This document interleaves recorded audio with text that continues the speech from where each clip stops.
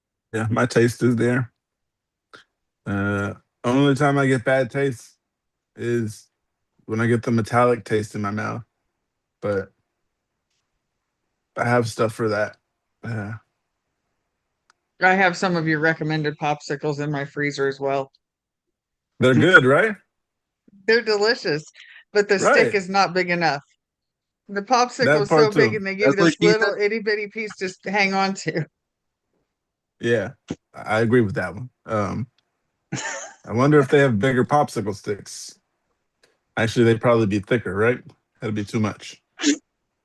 It just needed longer. James, Huh. get your mind out of the gutter.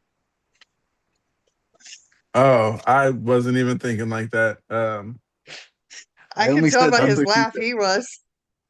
Oh, I didn't even Well, pick I up on it. said I was that's what she thinking. said. So come on. Thanks for that, James, because you held back the joke. Laughing is okay. I did not pick up on that at all. But now I'm thinking. But yeah, for the damn, there's no way to make this not sound like that. Anyway, it's gonna sound weird. For the stick to be this, I mean, for the popsicle to be this big, and if you use the big stick, I don't even do that. Um, a little stick is like this, but it sticks out. It's not that long. But then the bigger sticks are longer, but then it'll probably be the width, or would that be width of the popsicle? That would be too big. Girth, the They girth of could it. make it longer. They should give you more than an inch to hang on to. Right. Uh, gotcha. In the comments here of the Kepra and food taste, go back to that. First comment says, never had it with Kepra, but Lamictal made everything taste like pennies for the first month. Reckon it might settle down once your body adjusts. Another comment says Kepra made everything taste vaguely like a wet penny for a few weeks. Then it just slowly went away. Meat was the worst. And the last comment here says try swishing your mouth with extra strong salt, close to hot water a couple of times. And yes, it's for helping with your food taste. Try fresh garlic cloves and crunch them up. I had similar while I was taking Kepra. I won't say things like things tasted like ass sometimes, but they did. Oops. Uh, yeah. If it changed my taste buds when I was on it, I don't remember because I was too pissed off about everything else. Yeah, I was uh, fresh out of high school trying to live my life, wasn't paying attention to how things tasted. Uh, yeah. Um, got something here. First cluster. Anybody ever had a cluster? Because I've had one or two in my days. Um, I'll read this. It says, first cluster. My 4-year-old had his first set of seizures. I'm hoping it's the last. I can't get the image of him shaking in my arms out of my head. I'm plagued with nightmares of it happening again. I'm struggling with this new behavior while medicated. I'm praying it isn't long term.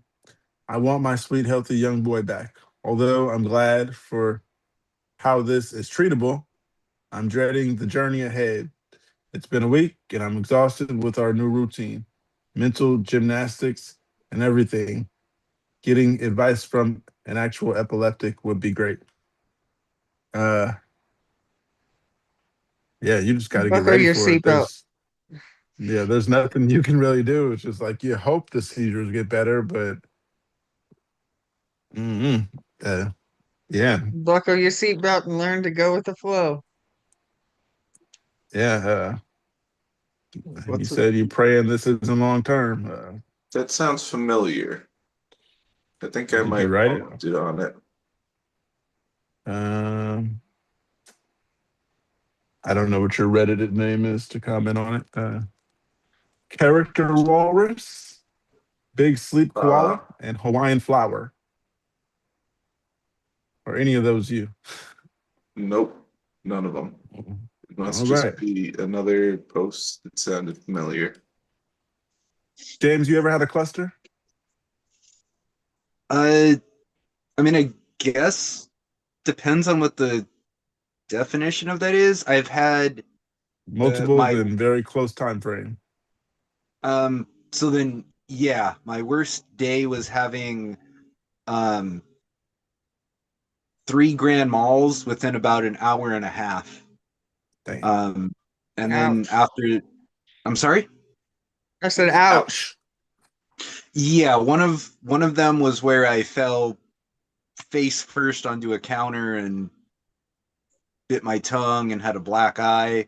After that happened, after the third one, my parents were just like, "No, we're calling 911 and taking you to the hospital." And then you get the I was on Kepra at that time because this was like about a year ago or a year and a half. So yeah, that rage, you know how it is when you wake up after a seizure, you don't want to do anything, talk to anybody, you're just like, leave me the hell alone.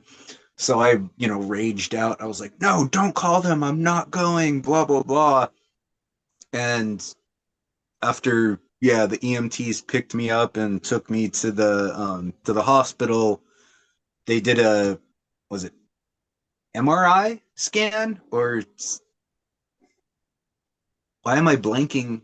Well, I know I'm blanking on that. Yeah, an MRI, and they found that I had a concussion. So I guess in the end, it was a good thing that they did that, but I was still grumpy at the moment for having to go through all that. But yeah, and there's been 2 other times where I've had 2 within like an hour or 2 of each other. So Okay. yay, fun time. As you were talking, it reminded me of a time that I did have a cluster, and I didn't even answer the question. I just was telling this person just hope for the best. But I had a cluster one time, and I think they said it was 9 and 20 minutes, and they were all What the? TCs. So, uh, Oh, and think yeah, I think I had I lost all of the data, but back when they were calling my focals panic attacks, I had 47 of them in one day. what the? I was just That's anxious, according to them. that yeah, that. Oh, that anxious makes me is sad to hear that Yeah, you had that many, apparently and then I was also that you were tremendous. treated like that. Apparently, I was just really, really anxious sitting here in this chair looking out the window and watching TV. But, it's really scary. I know. right. No, I just It's like, you guys going? yeah, I remember what Mark said was he was like, they told him it was panic attacks, and he was like, what is there to be anxious about? He was like, all I'm doing is watching TV. Uh, yeah, Yeah, yeah, I I used don't to have understand. multiple focals all the time. Multiples. Hmm. Or Can't. yeah, I had a panic attack. I don't Or know if you no. guys can. It's not showing up. Maybe wait. If anybody Oh can see yeah, that. Oh, That's a that's nice quite black a eye. right. Yeah, that bruised was when eye. I fell. Yeah, when I fell face first on it. Uh, yeah, onto a counter, and then I asked my mom to take a picture of it. I was like, I just need to know what I look like, and so she took that picture, and it was on my phone. I was like, it said, yeah, March of last year, so about a year and a half ish. But fun times with that stuff, right, guys? Mhm. Oh yeah, Yeah, it's a joy. there was one what's it called? Cluster I had. I was on the bus, and I think I explained earlier how I had a focal and missed my stop. I was having focals building up to that stop. That wasn't the only one, so I knew what was going on, and then I'm just like telling myself, let's get by the door. Let's just next stop. It's the next stop. Then I just had a focal and I wake up at the, at the stop after. But coming up to that point, I knew it was going to happen. I was just hoping, next stop, next stop. I don't know how I ended up at the next stop. And I just assumed, well, we didn't teleport, so I must have had a seizure. And yeah, made the walk maybe a few more minutes longer, but otherwise I was good. I kind of Was laughed this at the? myself. Oh, sorry. Oh no, I kind of laughed at it, is because I had to go. I believe I had to go to a doctor's appointment or so. No, I had to go pick up something from the doctor. Um, Forgot what it was, but wasn't supposed to go anywhere by myself. But I decided maybe I can do this by myself, and it was getting late, so I had to rush there. Um, so yeah, when I came back, it was nighttime, and I just kept hoping, let's get there. But I keep missing stops, and I keep noticing that we keep teleporting to the next stop, and we teleported past my stop. That's when I came to. I was standing there just looking all calm. People aren't noticing that I'm having a seizure in my head because I'm probably just like waiting for the stop, mouth open. Uh, Everybody out there watching, thumbs up. Use the good thumb. Anyhow, Andrea, I got a new thumb holder. They gave me two, and I wasn't able to find it until a few days ago. It's different. It's like this. Uh, yeah. So Letting my your other whole one thumb dry out. isn't. No, my whole thumb isn't all fat anymore. I mean, my just the part top. Now all of it's fat again. So I don't know if that's good or bad, but yeah, remember where it was just like skinny at one part? It's not that anymore. It's all one piece, one shape, I should say. A little bit. Glad it's I'm just doing wondering, better. like, what's this hard part right here? Yeah. Anyhow, You are to you the able focal close. to open a water bottle now? Uh, Splint on. Don't use it. Water bottle open. Gotcha. Or what I No, learned I is was just asking what that I learned. because yeah, a couple weeks ago you couldn't. So Yeah, I mean, a couple weeks ago I didn't have the splint either, uh, and it hurt true. I was more just than it asking if does it mattered. now. It hurt way more than it does now. It's Uh, Good, because good. it was broken and you kept trying to use it. Yeah. what she said, correct. Uh, to these comments, one says that's a lot of weight to carry, and this is the first cluster their child had.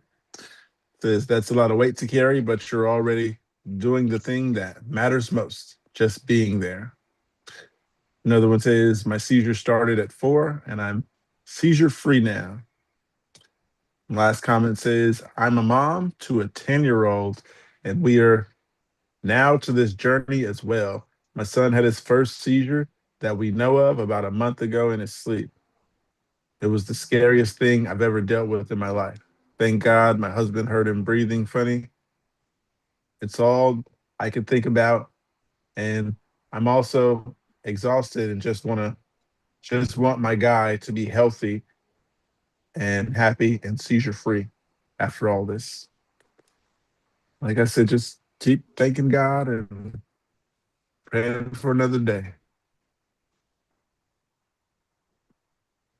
Um,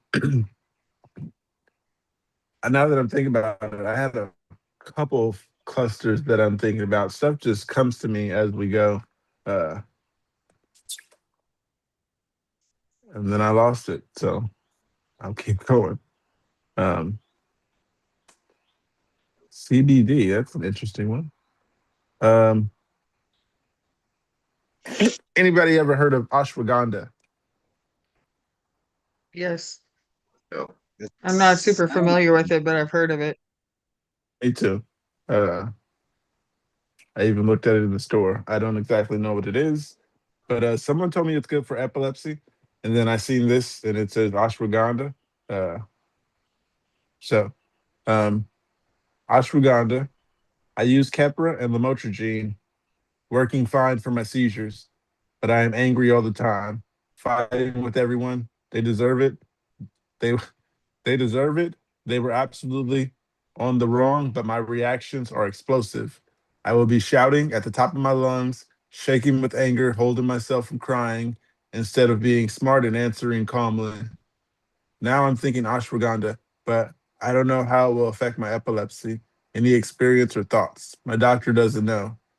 Um, my experience is someone told me to try that and ashwagandha, and I took one of his chips and I got the B12 instead of the ashwagandha. Uh, if you don't know and your doctor doesn't know, at your own risk.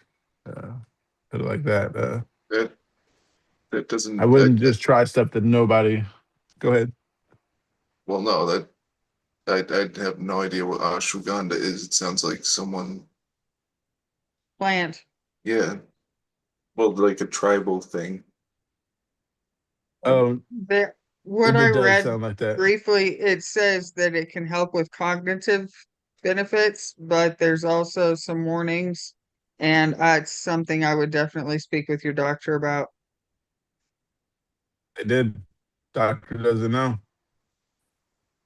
Well, they need to talk Said to he their told his doctor then. doctor.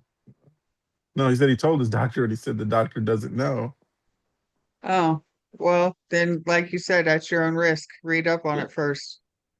Yeah. The doctor is in control of weed. He's not a weed dispenser. Right. Wait, is this weed? Ashwagandha isn't weed, right? Okay. It sounds like it. I don't know. If I ever Let me grew some just weed, read I'd you. name it ashwagandha. That's interesting. Ashwag and ha. That's It what is it an looks like. herb deeply rooted in traditional medicine that helps the body manage physical and mental stress. It's making me think of kratom. Don't they sell kratom at the gas stations? Those little bottles. A lot of I places don't. do. You can get addicted to them, so I'd stay away from that. Hmm. The ashwagandha. I don't know.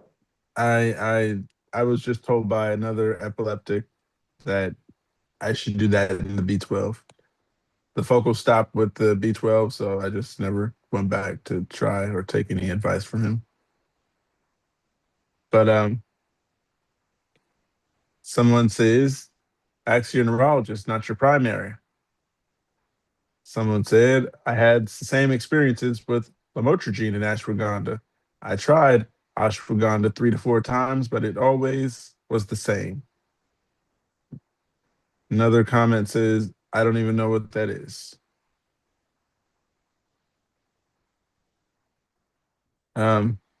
Andrea said it's a root, which is interesting because they had it in a little capsule uh, at what's it called, CVS.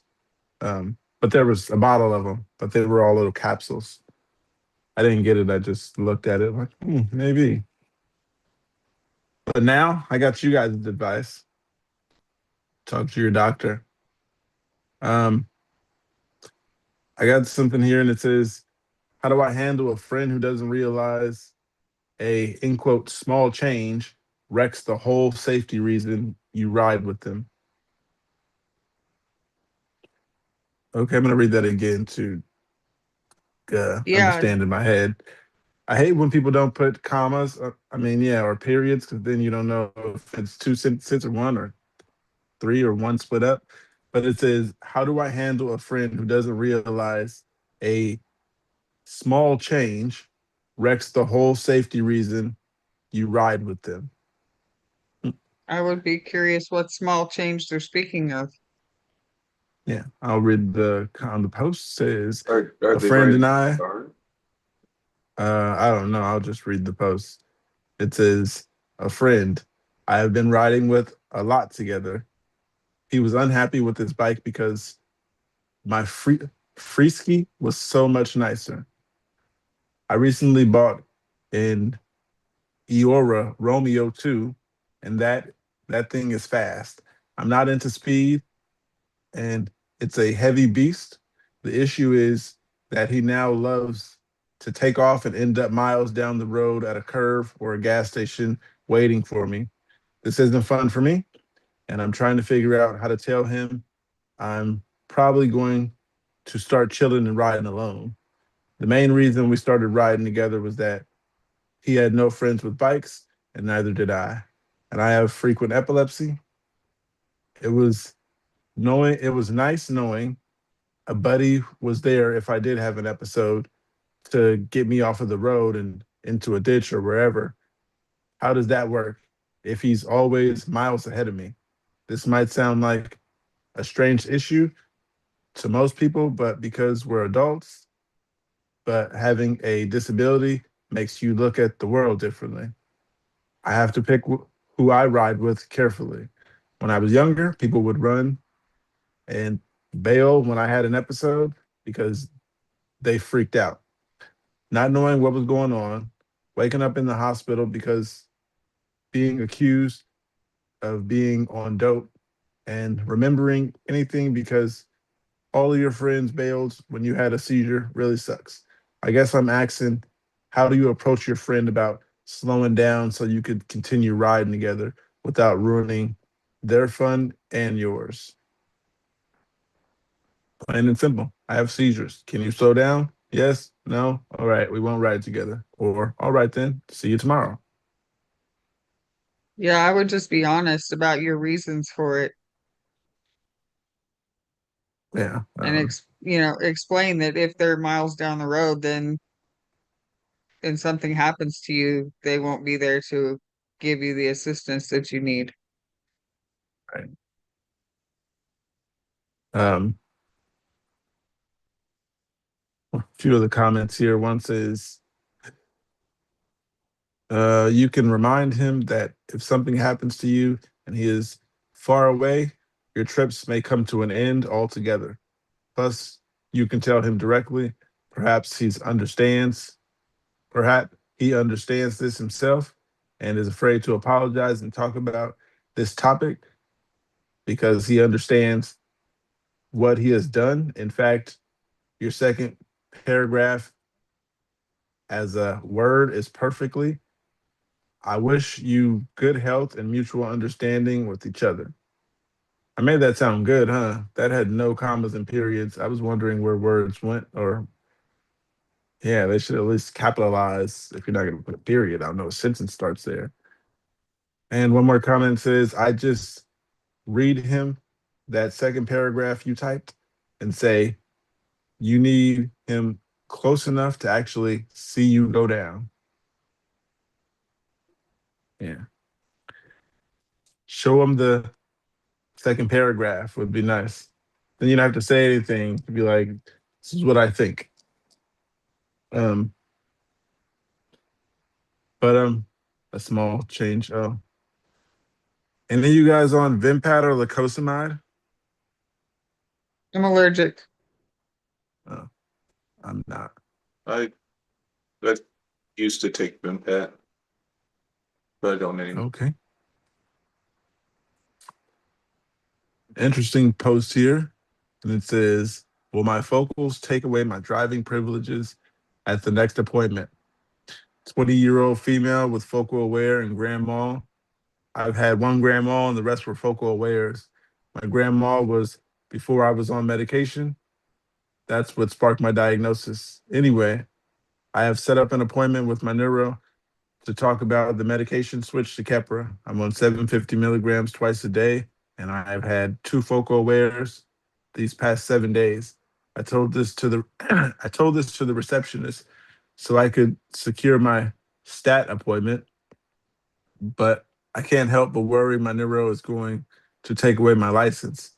If he does, there's a good reason I have to suck it up. I've never had a focal or a grand mal while in the car. It's always been at home. My mom had her first grand mal. It says my mom had her first grand mal in a car while driving, and she got her license taken away for 2 years. Can someone please tell my Can someone tell the likelihood of him reporting these episodes to state DMV?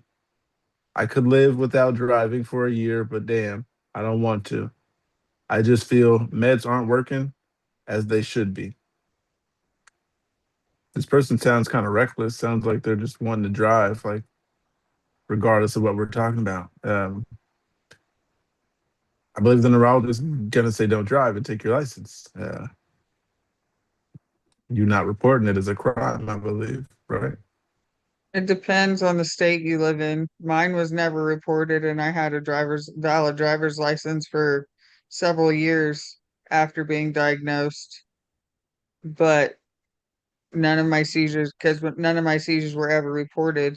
When I went in for the renewal and told them that I'd had a seizure within the last 6 months, they wouldn't renew my license. And then I got the nifty Oh, little nice. letter in the mail. Yeah, I remember when I met you, you had a car. Yeah, Yeah, and when I met you, I actually didn't meet you. You came at first with your camera off for a while. I remember that. I I'm did. like, I don't know about being on camera. Look at you now. What, 9 months later? Something like that. You're live 3 times a week. Yeah, I know. Um, yeah. Seamus, what do you think about those driving privileges? Oh, I've never you're like, driven, so I do yeah, not you're have. like me. You got it as a child, right? Yeah. There were several years that I really wanted to keep driving and was like really excited to get my driver's license back. But the longer it went on and I was still having seizures, I realized that might not be a good idea. And then when my focals were actually diagnosed, I realized that I had focals, like focal awares behind the wheel on multiple occasions, and that just freaked me out enough that I sold my car and I'll never drive again. I have no interest in driving at this point. I like being a passenger princess. Me too. Um, You're gonna make me go get a popsicle now. oh man, my mom brought me this. What flavor? Orange. I forgot what flavor this is. It's an orange I've got popsicle, but it's not orange. I've got some it might be the cherry mango one. I've got some cherry pineapple and cherry mango, I think is what it is. I haven't tried those yet. I know they're good for the metallic taste, and it's not. I don't even have that right now, but they're still delicious. Um, It's hot out. Nothing wrong with a yeah, popsicle. what she said. Um, oh, she brought me this delicious goodness in the middle of a live. Um, Your mom needs to learn to bring delicious goodness to everyone when she brings it. you heard that, Mom? Press that thumbs up button. Uh, yeah. Yeah. Great popsicle. Thank you, Mom, if you are watching. I'm just gonna guess and say yes. Yeah. I got something here though, and it says, is the strobe portion of the EEG supposed to feel absolutely wild? Just had my first sleep deprived EEG, and man, that strobe portion was crazy. Made my brain feel like fizzy carbonated, and saw a different cool fractal behind my eyelids for each frequency of strobe. I don't know what I was expecting, but it definitely wasn't that. It also made my right cheek twitch really rapidly and kind of gave me fluttering stomach feeling. Anyone else get the whole myriad of bizarre sensations during that portion? I would assume it's normal reaction didn't have as I didn't have any other aspects of normal aura like smell or feel of feeling doom, etc. Now just Anxiously waiting my EEG results, and fingers crossed I have some answers soon. The strobe portion for me, it didn't do anything. Uh, they tried so hard, nothing happened. I told them I was going to leave because nothing was going on, and I ended up leaving. And yeah, uh, anyhow, uh, they tried that light. It, they did the blinking fast, which you looking into it, and then they blink slow, which you looking into it, and then no blink, which you just looking at it. And then they did the same thing with the eyes closed. Did nothing for me. Yeah. I So just maybe remember it we being annoying. Sorry, go same. ahead, Seamus. Oh no, that's like supposed to be what everyone thinks triggers seizures is flashing lights.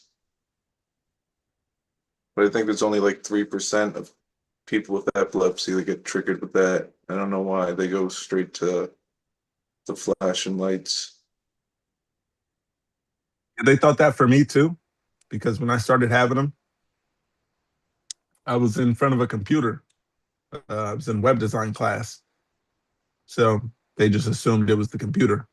And then 2 days later, I had another one in that same class. So they were like, "Oh, definitely, he's having them in front of computers. Makes sense." Um, that's when I got. That's when I met my neurologist, because these were. I was sent to the hospital by ambulance, and 2 seizures later, they're like, "Okay, we're gonna refer you to this person." And he said that it wasn't the lights. So yeah, like you said, it's that 3%ers club. Not everybody having seizures because of light. I'm definitely not, because I went to a concert and concert was great. I recorded the whole thing, and yeah, concert was great. Period. No problems. I can still watch the concert because it's still video on my phone. Uh, I think I posted it once upon a time, but someone sent me a message and said that they're part of that strobe light thing, and they're part of that 3%. And they were like, "Can you take that video down?" And that's why it isn't posted anymore. Um, they said I should have put seizure warning. I didn't even think about it. I was just excited about going and putting it on the internet. So yeah, does the strobe ever bother you on the EEGs, Seamus? James, you there? No. Okay. Oh, There no, he he's not is. there, but I see him coming. It didn't trigger me. It's sound for me. Oh, sound. That's interesting. That's something I haven't heard. Wait, I have heard sound. Do you have musicogenic seizures? Possibly. I don't know. You should look into that. Musicogenic is basically someone having seizures to music and sound. Music and sound, it said. So look into that. I've Well, learned more seizures these past few weeks. There's also crying seizures. I know about laughing, but I didn't know crying. You could be sitting there having a seizure and not knowing it. Um, yeah, there's so many different kinds of seizures. I'm learning though. After a year, I know about 8 to 10 kinds of seizures. yeah, I've never heard of laughing and crying seizures. Um, my stepsister, she has the laughing ones. The crying ones, I just found that out maybe 3, 4 days ago, and didn't know it was a thing, but good to know. I mean, I don't cry often, so I'm probably not having them, but that is good to know. Maybe if like Andrea's crying one day, it's a seizure, not on purpose. You're not Why does it sad, have to be me crying? um, because you're here more than Seamus. I had to pick from the group who's here. Okay. Okay, yeah, to the strobe lights post. Um, First comment here says, I don't know. I would describe it, but yeah, it feels weird. Good luck with the results. The twitching is normal. I am photosensitive, so a sign for a seizure for me is twitching eyes. Another comment says, I never really had much of an issue with it. Sounds cool though. LOL, smiley face emoji. Another comment says, it's definitely weird. Even as someone who's not photosensitive, it feels tingles in my brain, and the fractals you see are wild. Coming out of that, I always feel so dazed.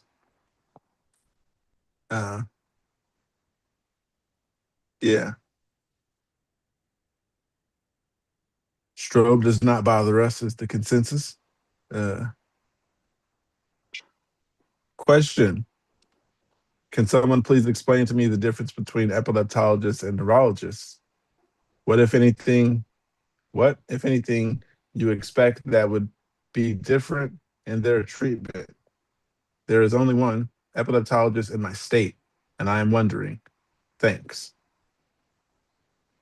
I haven't seen my primary to ask them to send me to a neurologist, to an epileptologist, but I plan to next time I see him. I heard they're better. I wouldn't know the difference personally, but I heard they know more epilepsy-wise. They focus on that. That's basically the difference. A regular neurologist treats all neurological conditions, whereas an epileptologist is specialized in epilepsy. Oh man, that's delicious goodness.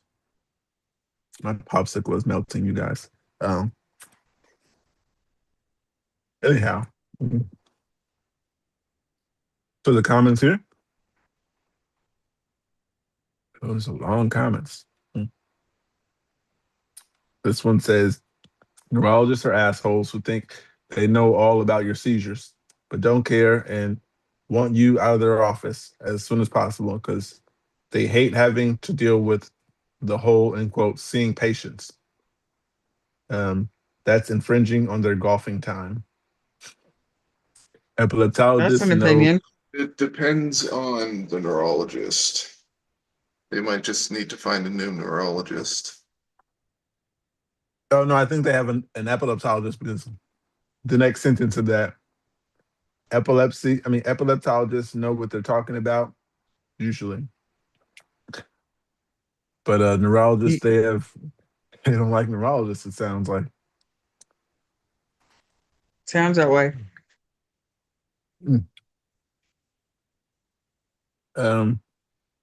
Another comment here says epileptologist is a neurologist who specializes in or exclusively sees patients with epilepsy. A general neurologist might see patients with MS, Alzheimer's, migraines, stroke, movement disorders, or any other neurological condition. In the US, an epileptologist is typically undergoes another 1 to 2 years of specialty training in addition to the neurology residence that is focused on epilepsy. Afterwards, they might work at an academic hospital or a clinic that deals with epilepsy. I never heard of MS. Anybody heard about that? The other ones sound familiar, but Multiple sclerosis. oh, okay. I've heard of multiple sclerosis, but not said as MS. Interesting. You learn something every day.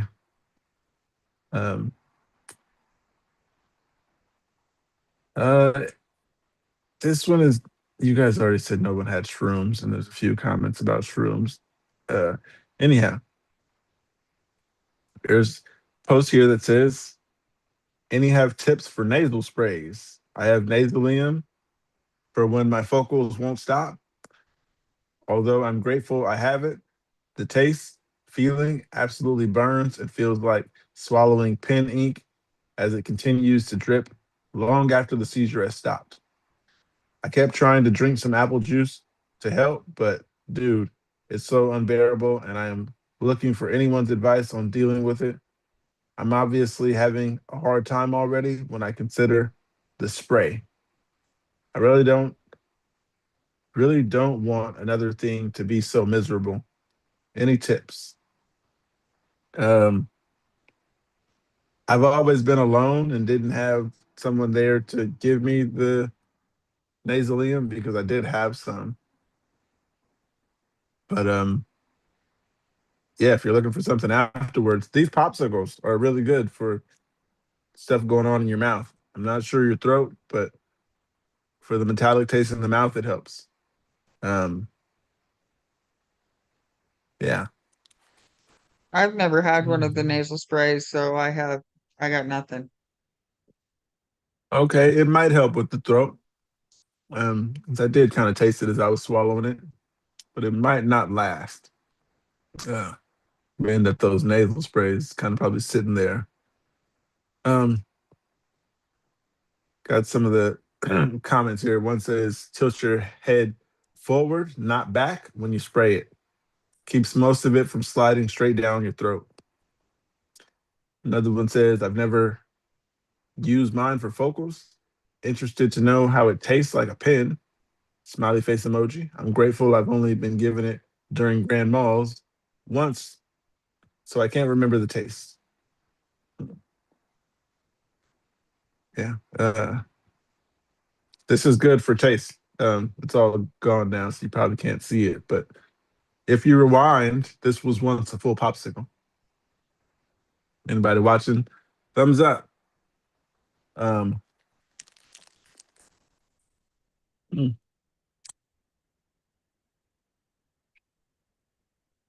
sorry, you guys. Had to finish that before it melted. That was good. I got something here. Seamus, do you watch anime? Sometimes. Okay, well, you could be the only one who answers this for me because there's not many people who do. Oh, some of those names I can't pronounce, but I'll try. Anime viewers. 28-year-old male here. Since I got diagnosed with epilepsy 14 years ago, I always have like a nostalgic feeling in my brain. Somehow, I started watching. I started watching 2 anime at the start of the year, and I'm enjoying it a lot. I'd like you to recommend some animes that could maybe fulfill that feeling. Haha. My top 4 enjoyer for now were The Next, Your Lie in April, Bunny Girl Senpai, Planet. These names are I can't pronounce them. I tried. Kaguya Sama Love. Any anime that you would suggest is basically what they're asking. Um, I don't know. I don't know what the post looks like, so I can't see the names. um, yeah, those names: Your Lie in April, Bunny Girl Senpai, Clannad, Kaguya Sama Love. Yeah, I go to the comments. One says, Clannad destroyed me. I still think about it sometimes when I can't sleep. Try a Nahoma uh, if you want more of that pain. Anima. Doesn't sound good. And Anima? It might be. Anohana. Oh, Anahana. Anahana? I don't know. I've never heard of any of these. Sorry. Yeah. It might be my pronunciation. You never know. Uh, Another one here that says fruit baskets. Starts with a little slowly, but it's worth it, in my opinion. I want to eat your pancreas. Uh, Painful as the ones you already like. Uh, I'm thinking those are anime. That's an interesting name. I want to eat your pancreas. I'm gonna look it up later. Yeah, that's very interesting. James, anybody ever told you they want to eat your pancreas? being that you have pancreas issues. I don't know that he's there. Yeah, I don't think he's there either, now that I'm thinking about it. All right. I'm recently diagnosed, confused, and in need to help. Hi, everyone. Ooh, yeah, this is going to be a pretty long one. I am recently diagnosed, confused, and in need of help. Hi, everyone. Sorry if this is a long entry, but I do need your help. 26-year-old female, no known illnesses, and no family history of seizures. Back in 2019, when I was 19, I lost my consciousness whilst on a trip on a hot summer day. My family said that I had jerking all over my body, and after I regained my consciousness, I remember feeling like I was in a dream-like state with a crowd all around me.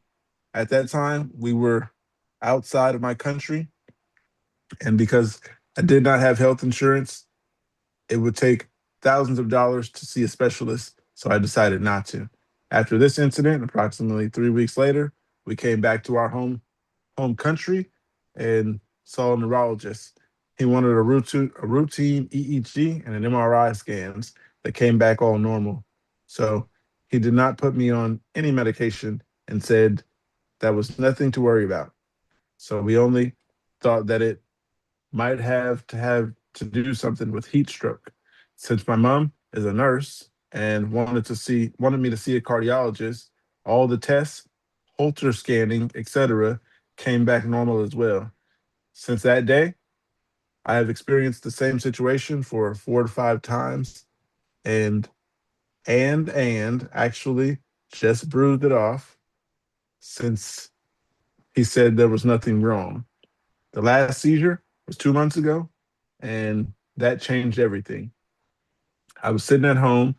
It was around midnight. FYI, I had 2 glasses of white wine.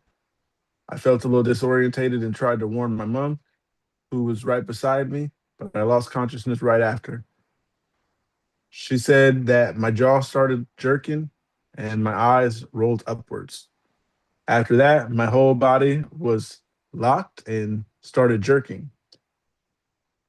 Lasted about 3 to 4 minutes, and they tried to carry me towards my bed, but the seizure repeated. She decided to call the ambulance. When they arrived, I do remember the feeling like a dream once again. When the seizures did not stop, they put in an IV line and injected the first round of 5 milligrams of 4-diazepam. In the emergency room, they injected a total of milligrams of the diazepam, and my blood were not good, so they consulted a neurology resident. They saw me contradicting, but apparently they were unsure of what was going on, though it was not a seizure or not. But they still gave me 2,500 milligrams of 4 Keppra, which my mom is completely stopped my jerkings. 3 days after that, we went to see a neurology professor. I had a routine 8-electrode EEG and epilepsy protocol MRI scan done. They came back and came out clear as well, but she diagnosed me with epilepsy and put me on one slow release uh, of Keppra. I can't pronounce the generic name, is what it says. I have experienced horrible side effects from it. She also wanted a sleep EEG, which will be done tomorrow. During this time, I had a focal seizure, as my doctor called them, hundreds of times. So now I'm taking 2,000 milligrams per day. But this whole thing is driving me crazy. How is everything coming back normal if I have a diagnosis? Why am I taking a medication that caused me such horrible side effects? Difficulty with speech, stuttering, balance and coordination problems, difficulty with memory, pharyngitis, dizziness.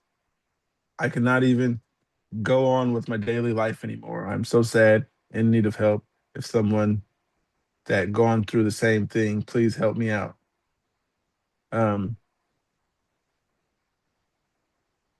They kind of said the basic stuff. They're having focals. I never took diazepam. I've heard of it. Anybody ever taken that? I thought it was a I rescue don't med. recall. Oh, okay. It sounds Yeah. to me like just because the tests come back not showing anything just means there's nothing going on at the moment the tests were taken. So typically, from my understanding, they diagnose epilepsy and put you on meds after your second seizure. But if they're having such bad side effects from their medications, they need to discuss that with their doctor and maybe see about changing to a different med. Okay. Yeah, you might need a therapist for this, and you're new to it. Um, one here comment says, "Hello. Well, I got it at 14, and now I'm 28. It costs me to accept it 8 years. Medicine side effects are horrible.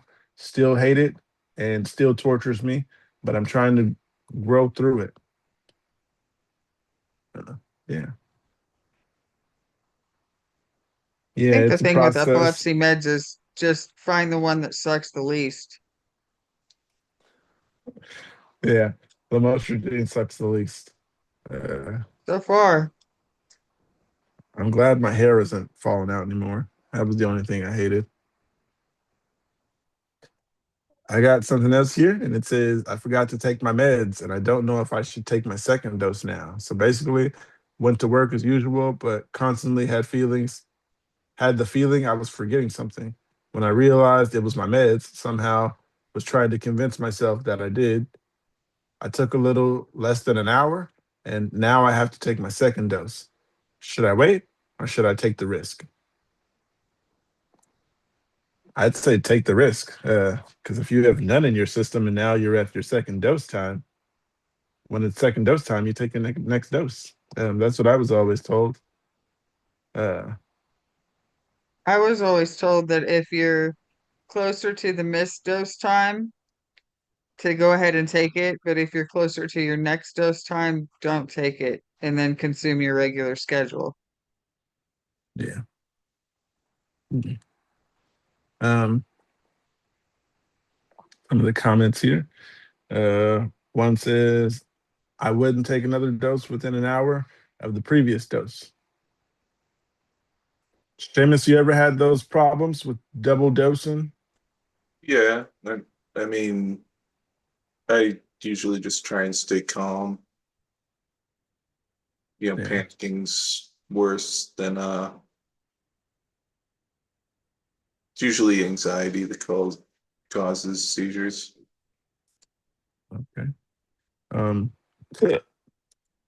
another comment here says, my doctor told me do not take a double dose when you are suspecting. Not taking any. Hmm. That was the very first instruction I got from my doctor when I started taking meds. You better assume you took it and wait for the next one.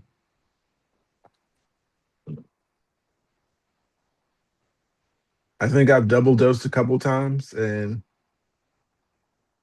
now get having this little thing right here with the different days that helps. And then when I want to go places, I can just pop out those days and take Sunday, Monday, Tuesday, Wednesday, or whatever the case. Uh, and it took me to see somebody else here to know that these actually even pop out. Yeah, yeah. Look at that Sunday.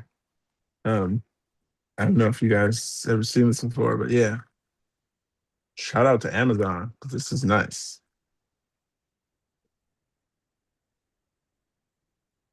All right. Seeking experience and guidance. Is there a way to cool off a huge uptick in episodes? I lost some sleep traveling to a conference and started having focal seizures. I got sick when I got back and can't seem to reel them in. The neurologist increased the Keppra, took me off of Wellbutrin, and I've been sleeping like crazy. But I have 5 to 8 focals a day. sometimes 2 to 3 in a cluster. I'm new to epilepsy, which was why I'm on Wellbutrin. Whoops. I have no idea how to get these under control.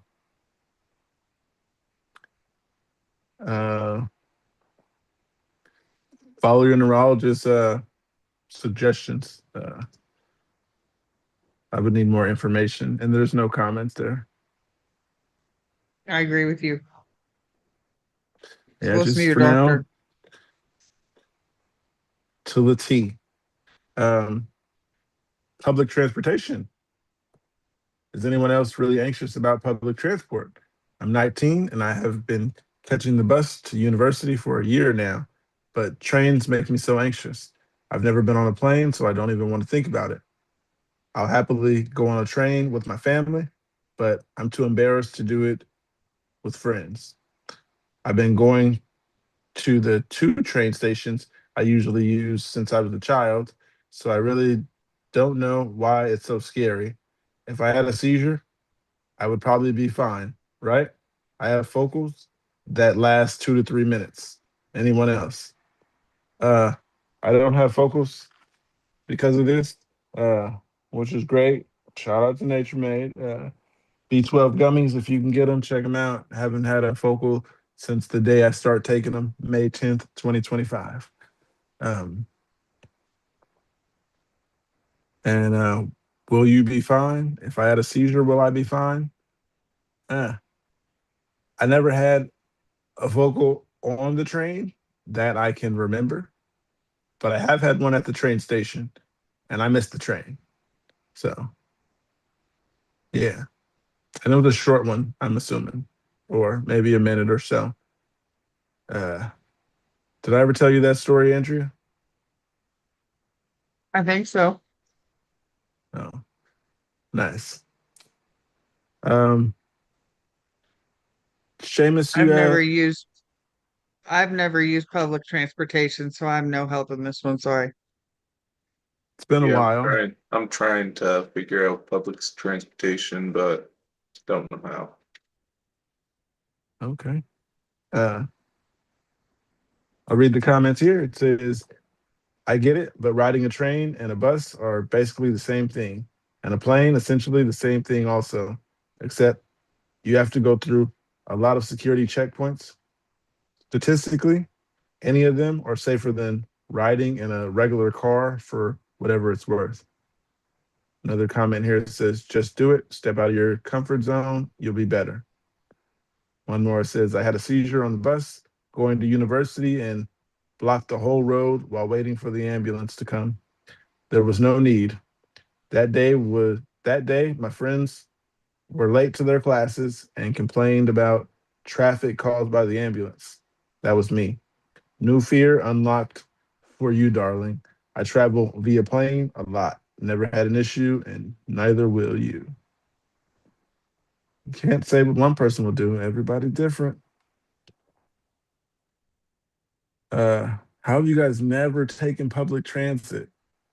Like never Because in they your don't life? have it. They It, don't it, have it here.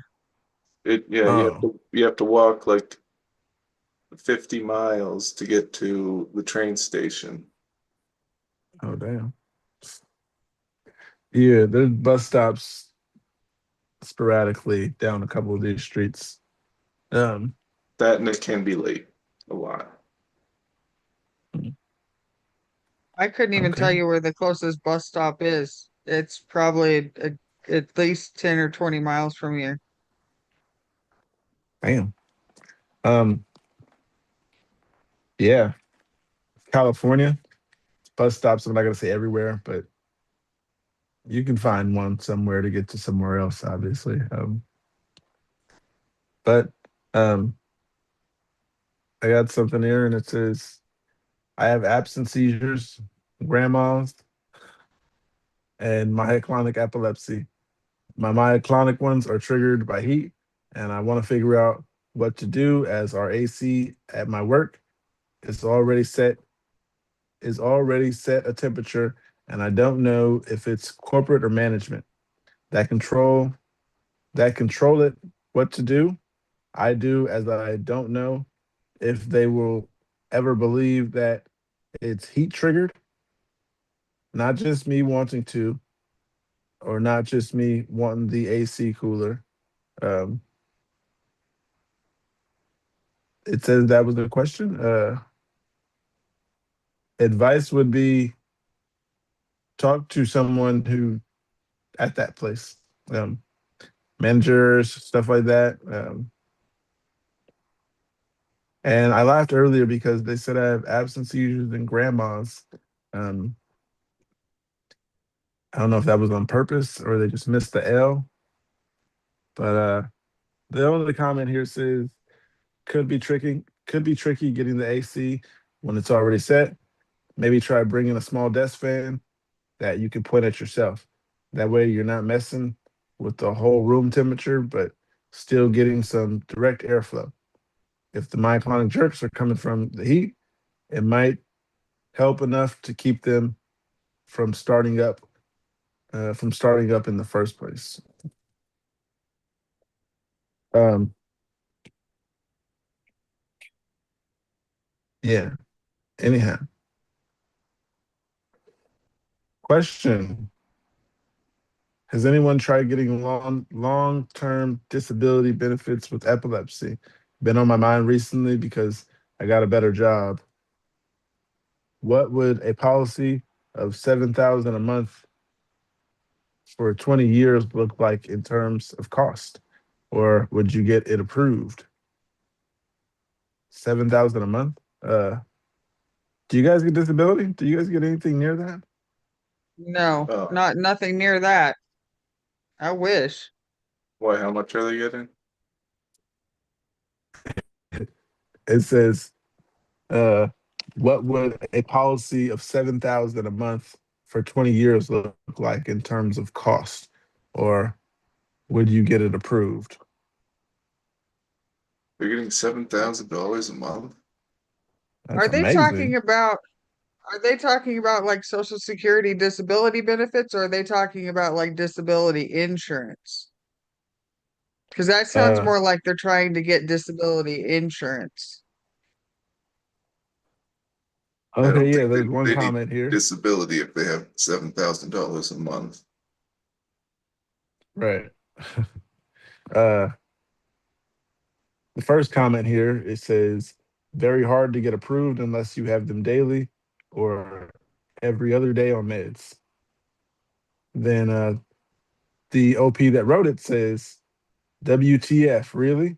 So unless I'm seizing every day, a company like State Farm would deny you policy where you receive a check for $7,000 a month for 20 years. I thought you would have to hide your seizing. They're talking about insurance, not 7,000 a disability. month? Yeah, they're talking about like a disability Mm. policy if they're talking about State Farm. They're not talking about like SSDI. They're not talking about Social Yeah, it Security just says, disability. yeah, it just says anybody getting long-term disability benefits have not. I'm on my third appeal. I've been waiting for them to answer for a very long time. Haven't gotten a response. I'm on disability. Uh, I have SSDI, but I got it before I even started having seizures for other health issues. question about that. Since you get it before having seizures and then you start having seizures, do they raise it because of both? They haven't, but I haven't actually like called and told them, "Hey, I'm more disabled now than I was." So I don't know. Maybe I should. Maybe I you might get it's that typical. $7,000. I doubt it. I think they base your how much you get on your like before you were disabled income and how many work credits or something you get. I might be totally wrong about that, but for some reason that's coming to mind. No, you're right. They base your insurance or how much you get by how much you've made in the past. Very interesting. And Um, it's still never enough. yeah, I've heard that from quite a few people.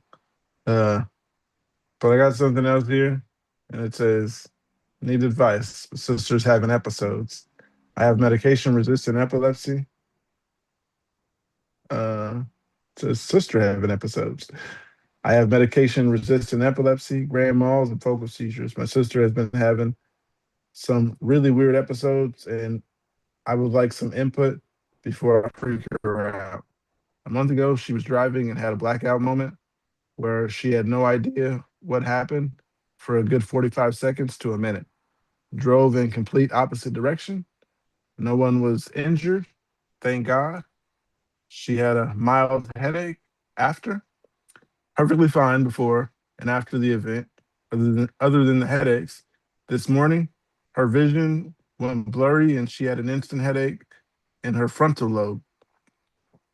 This incident lasted for about 5 minutes and just appeared and disappeared. With the headache lingering, she mentioned not getting any sleep last night, which is rare for her as she keeps a strict sleep schedule. I don't really think those are seizures, and I'm on the verge of setting up an appointment with my neurologist. He really he doesn't need a referral and can get her within a week. I just don't know what to do and could use some reassurance that I'm not overreacting. I would say definitely not overreacting. If she's having loss of consciousness while driving, she needs to be seen by a neurologist. Let them Right. determine whether it's seizures or not. I like it when, well, no, that's weird to say. They probably don't like it, but I think it's cool when siblings have it because you know how to help somebody. You know what I mean? Or Yeah, it's like going through that built-in support together. system. Yeah. And then you know how you got it already because it's genetic now that, well, unless both of you guys got a TBI. Um, this person's looking for advice here, and I don't think you're overreacting. You could be overwhelmed. That's part of doing with this, and then you're dealing with somebody else's. So she's basically like the person looking at us having a seizure. She's doing all that. Sometimes she's the one who has to help somebody, and sometimes she's the one who needs help. Um, that's another thing is you get to go through and get that experience and all that. Then you can tell someone much easier. You should do this, this, and this because you've seen it, and you know how to tell them to react. But sisters having episodes of interesting. Yeah. Seamus, what type of epilepsy do you have? You have JME? I don't know. I have them at night. Okay. Nocturnal seizures. Yep, nocturnal seizures. A couple comments here. One says, one comment here. Was she aware that she had a blackout moment while driving? I have headaches after seizures, and speaking to others, they told me to be mindful of them too. That I that it could be that I've had a seizure. All right. Yeah, it's getting. Can you guys hear me? Yep. Yeah, your pause just died. Anyhow, another post here says, question. I recently been having these random moments when I'm in bed and my body goes into a paralyzed type of state. And my body starts feeling like how you'd feel when you're about to reach a huge drop in a roller coaster. I get a tremendous amount of anxiety afterwards. I typically fall asleep. Do you know what this might be? You could be having what's it called? Sleep Focal. paralysis. Someone told me I could be having that because sometimes I do that, but I haven't got it checked on. And it is a neurological thing. My primary told me. Yeah. The whole roller coaster stomach drop thing always makes me think vocals. Yeah, I don't know. Um, yeah, I'm glad I'm not having phobos no more. Shout out to Nature Man because it's been beautiful. Uh, two of the comments here says, sounds like it could be a type of seizure. Do you have any other types of seizures? Or is it totally new experience for you? And how often is this happening? And the OP responded, I have nocturnal seizures, or WTW, the ones you have in your sleep are. I don't have a lot of experience with it, though. I got diagnosed back in December, so a lot of this is new to me, and I don't know much about it. Another comment here says, not a doctor. Are you taking meds? I really think with those SX, anybody know what SX is? Probably meant to type DX, which is a diagnosis shorthand. Oh, I was going to think RS is a prescription, correct? Yeah, RX is prescription and DX is diagnosis. Okay. Says, I don't wait till your next appointment. Call now. Maybe ask if you can need a change in your dosage or RX for those kind of SX. I have simple partial seizures, and what you're describing sounds really familiar. I haven't had one in quite a while. I'm taking Lamictal myself. Yeah, DX and RX, two different things. Um, oh, you guys, I talk too much. My throat's getting really dry. 1 second.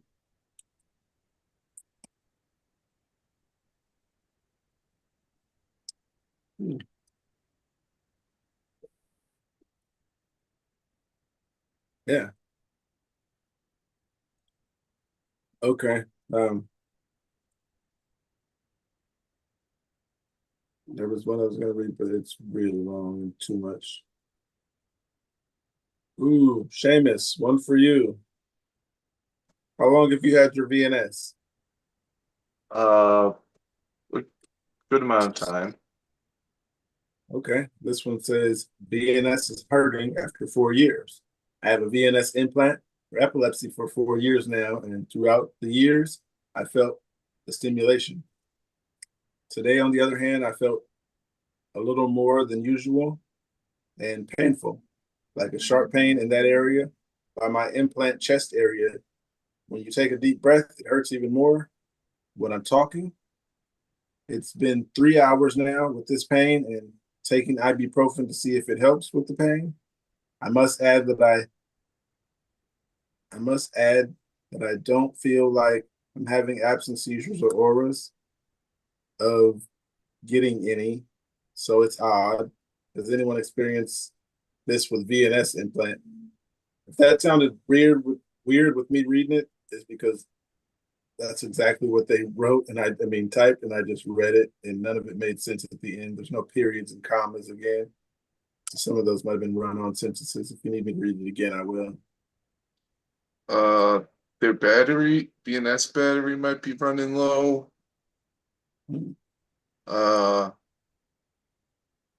That's but I've never had chest pain. Do they say how old they are? Ibuprofen probably isn't the best cure all. I know a lot of people think it's you just take ibuprofen and you're better, but it's only temporary relief.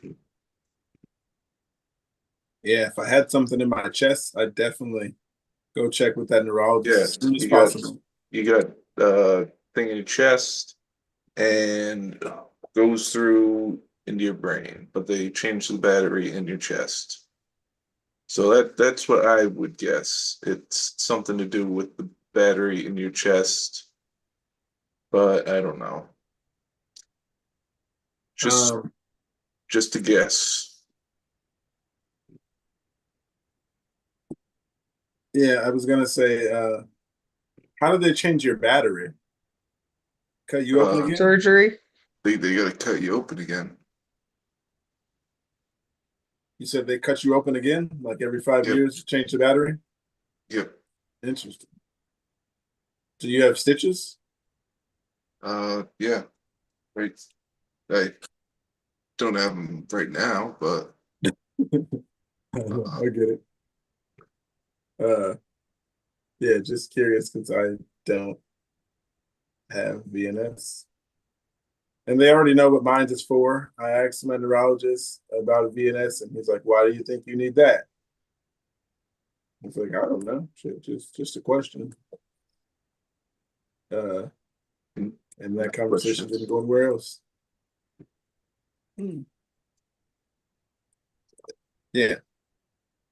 What to expect in an epilepsy unit? Diagnosis as of now is TLE with focal aware seizures. I am not sure if I've had anything worse while I'm asleep, as I live by myself. My doc has advised that I get admitted into the epilepsy unit for 3 to 5 days. I know he means it genuinely, but there isn't one in the hospital that he works at, and I need to go to a different hospital for this. He wants the information. I've done an MRI and EEG as well as an overnight EEG. And it never caught a seizure. But my doctor trusts me and is concerned that my condition is worsening, more frequent at periods and more intense during seizures. Considering it's been a year and a half, my initial diagnosis and treatment began, we have also not been able to pin any possible triggers. So has anyone been admitted to an epilepsy unit? What can I expect, please? Anything to prepare for? Thank you. Prepare to be bored is what I thought someone might say. Bring something. Someone told me a book, something you can read. that's a good one. You gotta keep your you gotta be prepared to stay over a couple days. I just did one in February and I took my Fire Stick with me and I watched a whole lot of movies and I knitted and played on my phone.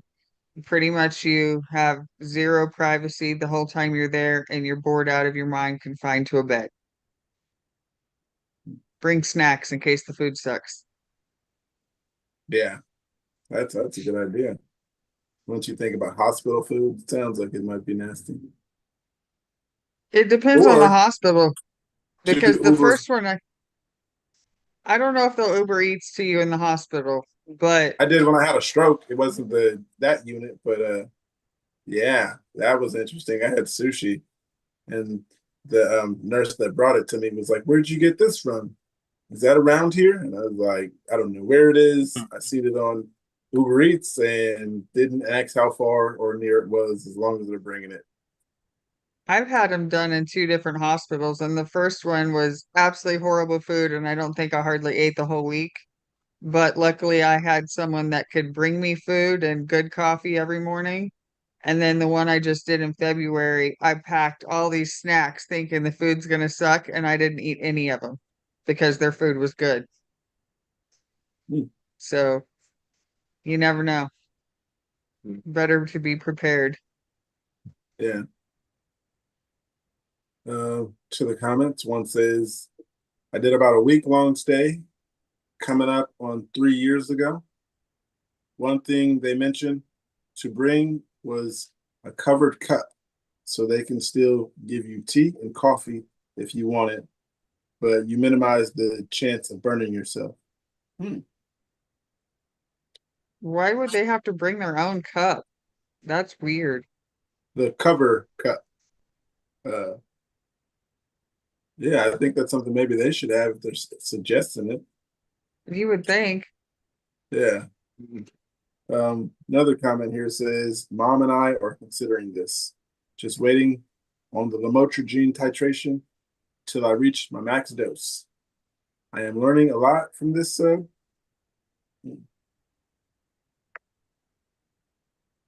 Yeah, one more comment says, oh, that's too long to read. We're not going through that.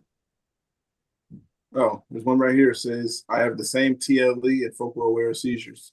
I did the EMU last year for 5 days and then this year 2 weeks. I would bring these things to do. I brought crossword puzzles, adult coloring, charger for my phone, etc. to watch movies. It was definitely boring. What is adult coloring? Like coloring books Coloring books. Like, geared towards adults. Okay.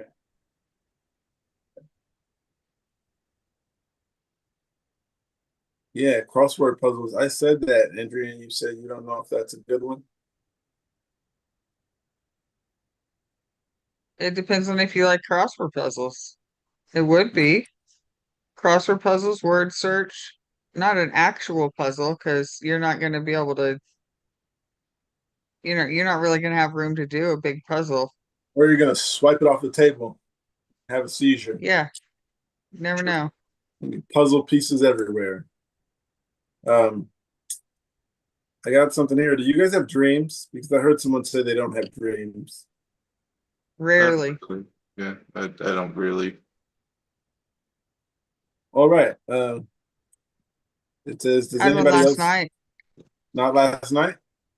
I said I had one last night. I don't think it'd been a few weeks since I had the one before. I had a nightmare last night, but I'm afraid of the dark too. So I woke up and it was dark and I panicked. I at least like to see the wall or something in front of me, shades of something. It was pitch black. And yeah, then I was up for another 2 hours. But anyhow, it says, does anyone get worse stress dreams about missing meds? I generally have bad, vivid dreams, but the worst ones for me lately have been intense stress dreams about missing my Keppra. It took a few hours, late one time, and it fucked me over. Even since I started it a few months ago, I've just been having like very complex, elaborate dreams about missing the meds and having a seizure. Sounds like this person should get one of these right here. That way you know if you missed it or not. Well, you know if you've taken it out the box or not. But it would help. Stress dreams. Not sure if I have those. So.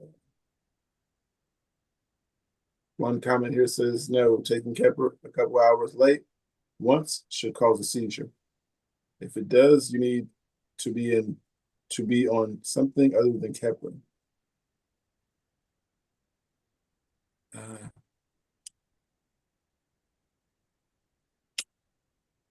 Do you sleep alone?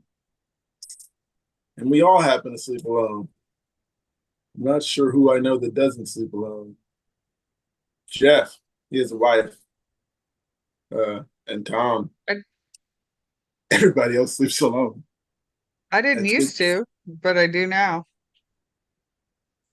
Okay, I got it here. Do you sleep alone? So I'm a 20-year-old female and I have nocturnal epilepsy. I have been seizure-free for more than a year now. Whenever I get a seizure, I wouldn't even know until someone tells me the next day. I sleep with my mom, now planning to sleep alone. So is it okay for me to do so? Yeah, I don't see why not. pretty much everyone I know sleeps alone. I mean, if you're gonna have a seizure, you're gonna have a seizure with or without someone in the bed. If you suggest someone being there to save you or something like that, then bring someone or have someone in the bed. But get out of bed with mom. Actually, you're only 20. I don't know. You could stay there for however long she suggests. I definitely don't want to sleep with my mom. So they are debating whether or not to sleep with their mom. I'm confused. I was looking up side. No, it says now I'm planning to sleep alone. So is it okay for me to do so? Yeah, it's okay. I just thought that they were. I think Yeah, they but they have been specific. sleeping with mom. Yeah, Well, and they yeah, specifically have I mean, when nocturnal I was epilepsy. young, when I was a little kid, I would always go and sleep with my mom, but now I don't. Um, yeah, I think it's okay, but this person has nocturnal epilepsy, not just nocturnal seizures. So theirs might be specific to the nocturnal. Not 100% sure, Are they but you can are they a get an young kid? Anakin, Are 20 they years young? old, female. I mean, I can understand why they're nervous because when you're tired, it it does get worse. And I'm sure their mom is comfort, but don't be afraid to sleep alone. It's no reason. Keep in Yeah, mind, but I was looking for my mom, and we lived on different floors, and I ended up falling down a set of stairs because I walked to look for my mom. So it can be dangerous if you sleep with your mom too much. hmm. I don't know. um, I got a couple interesting ones here. One says I got a seizure mat off of Amazon that beeps if you convulse. Made the transition feel less scary. That's something I'm gonna look into. A seizure mat. Uh, uh, Another comment here says my daughter had nocturnal seizures and we bought her a watch thing called Epi Monitor. I will I will text I will text us if she is having a seizure. For us, there were a lot of false alarms, but it also caught every seizure she had as well. Another one says, I am 30. Both of my grand malls were discovered incredibly quick because I sleep with my mother. Other health things. My first code blue as a nurse was someone who had grand mal all of a sudden and went into cardiac arrest. Both of the seizures were nocturnal, so I am concerned of having a higher risk of SUDEP. Another comment here says I sleep with a camera linked to my roommate's phones in the house. Ooh. My mother has the camera, the code to the cameras, but not anybody else. And I forgot the password to even log in. So, yeah. How long do cognitive side effects linger after a tonic-clonic seizure? After a tonic-clonic seizure, about how long does it take y'all to feel, in quote, normal or at least baseline? It's been a week since I had pretty unprovoked breakthrough nocturnal tonic-clonic, and this sub was extremely supportive and helpful. And I think the shock of it has added a lot of anxiety. So it's so hard to separate that from postictal activity, new auras, and raised Keppra dose side effects. I had severe concussion for about an hour following the seizure, and my memory of the first 4 days after it was very hazy. I didn't hit my head or anything. I just see text and email. I sent and have no memory of them. Though they make sense, I felt my brain come back and quote online again on the fifth day, and since that time became more linear. But I'm still having a ton of brain fog, random flashes of synesthesia. Okay. Very mild, cluttered force thoughts, weirdly vivid images here and there. I'm also having vestibular migraines and dizziness throughout the day, though that's not quite new. They increased my night Keppra dose into 500 milligrams, so that's 2,500 milligrams daily. And I think that could be the next part of it. None of these neurological symptoms feel like my usual focal seizures, just general weirdness. I had a clear MRI recently, so I don't think there's anything structural happening. I haven't had full tonic-clonic since I was young and completely unaware of the danger. I really don't remember what the recovery period of those was like, except for I was immediately partying and hiking again, and nothing like this happened. This feels way different. I'm hoping between the three neurologists, who are basically impossible to get a hold of, would love to hear some experiences in the meantime. 7+ days of symptoms feels pretty long. I want to make sure I'm not ignored a ton of dangerous auras or anything.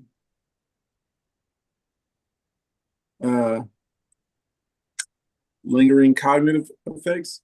Sometimes I just want to lay down. So I mean, there's that. I don't want to do anything, and sometimes I don't want to hear anybody either. Sometimes I just, maybe I wouldn't say the word is be ignored, but cognitive is like your memory, right? And things you say and all that stuff. Just mental function in general. Yeah, like But attention span. the longest post-ictal phase I ever had was, I think, like a day and a half, 2 days after a really bad tonic-clonic. I don't know anything else about it because I was home alone and I did not have cameras at that point in time. But I remember like coming back on the living room floor and I was really out of it and eventually made it back to my bed and essentially slept for 2 days.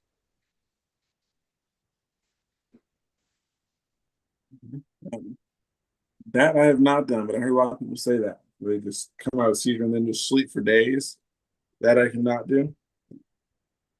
I would wake up long enough to, like, my best friend was texting me periodically, so I would wake up, like, half wake up enough to, like, text him back, like, yeah, I'm still alive, I'm okay. Maybe grab a bottle of water and go to the bathroom. That's about it. Yeah, I think the insomnia all comes into play when that happens. It's like you might want to, you might be tired, but don't forget about this insomnia. And but I got something else here. It says cluster seizures. I had cluster seizures for the first time ever last night. It was scary because it didn't follow my usual seizure pattern, which typically only involves one side of my body. How long does it take to recover from this? I've been exhausted all day with lingering headache. Basically, been sleep deprived, and my brain couldn't handle it anymore. Uh, how long does it take to recover? That all depends on the person, honestly, because some people they can recover and go right back to work. Some people recover and find somewhere to go to sleep. Some people recover and they wake up at the hospital.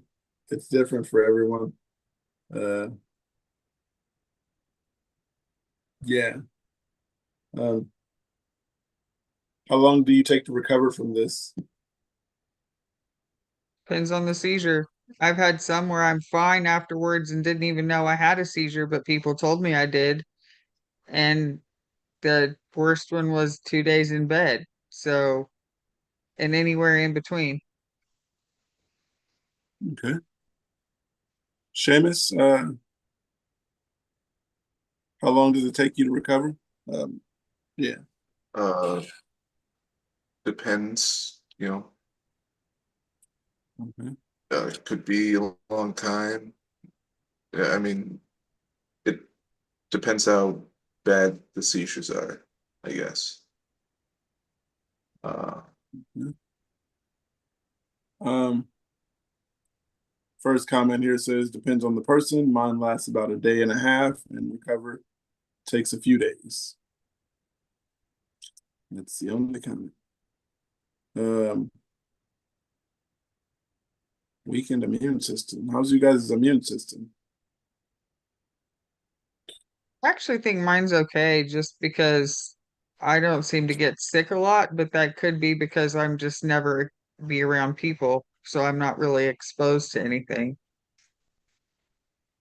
Okay. Weakened immune system. It takes 600 milligrams of lamictal. Oh man. Yeah. Dang. My doctor said the 200 twice a day was a lot. Anyhow, I take 600 milligrams of lamictal and 200 of zanisamide daily.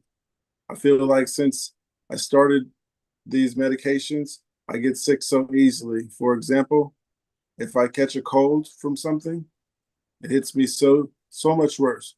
There's two cells. So much worse than them, and there's no hiding from it. Could it be connected to the medication? Has anyone else experienced this? My seizures, they're pretty much consistently every 3 to 4 months. So I never experienced that. The medication, any of that, catch a cold and stuff get worse. Luckily, I did not get COVID to experience that. But I had a lot of seizures during that amount of time, even though I didn't have COVID. Um, Seamus, how's your immune system? I would say good. I mean, I go to cookouts and don't get sick. Right. Oh. I I'm not. I read this comment. Yeah. Comment says, sorry, not as helpful, but I was told all AEDs cause weakened immune system, and was recommended two times a day, 5,000 UG, vitamin D3, peeing out an extra, hold on, 2 times 5,000 UG, vitamin D3, peeing out of an extra that my body doesn't absorb. Also, D3 is the sunshine vitamin and is tied to mood. And most Canadians, people up north, don't get it nearly enough.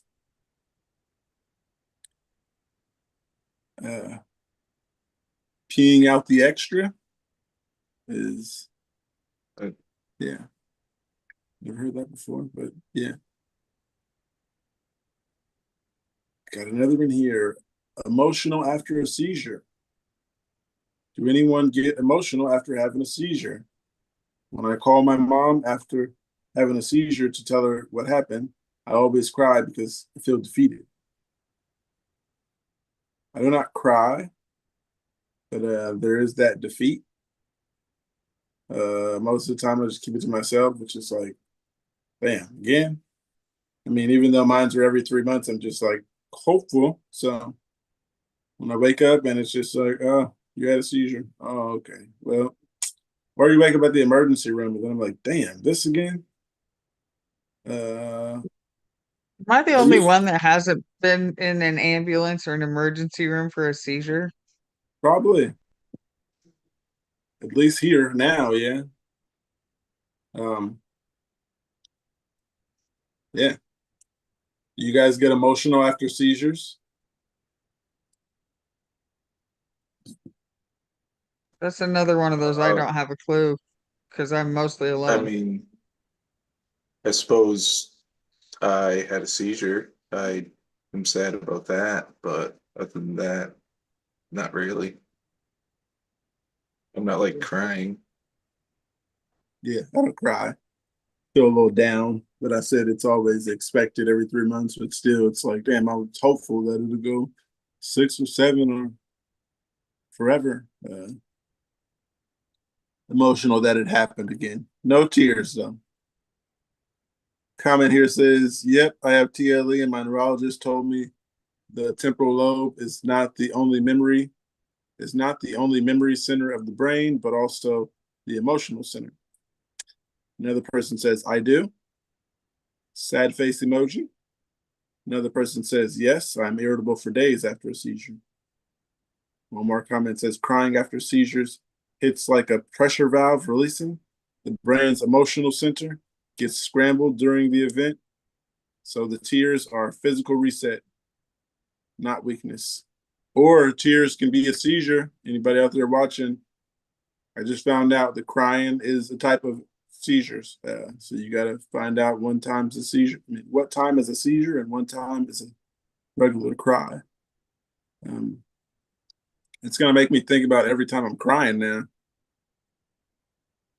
It'd just be that you're have emotions. I mean, there's nothing wrong with that. How are you sure it's the emotions or the seizure? Whether you have something to cry about, I would assume. Right, I got you.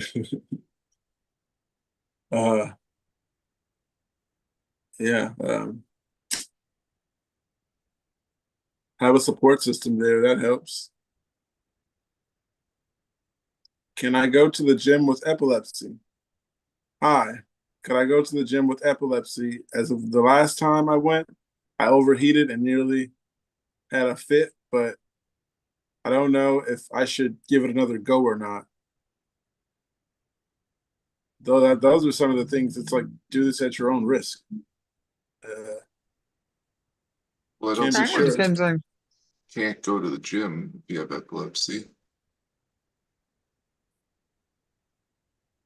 What were you saying, Andrew? I don't remember. Nice. Oh, sorry. I lost it.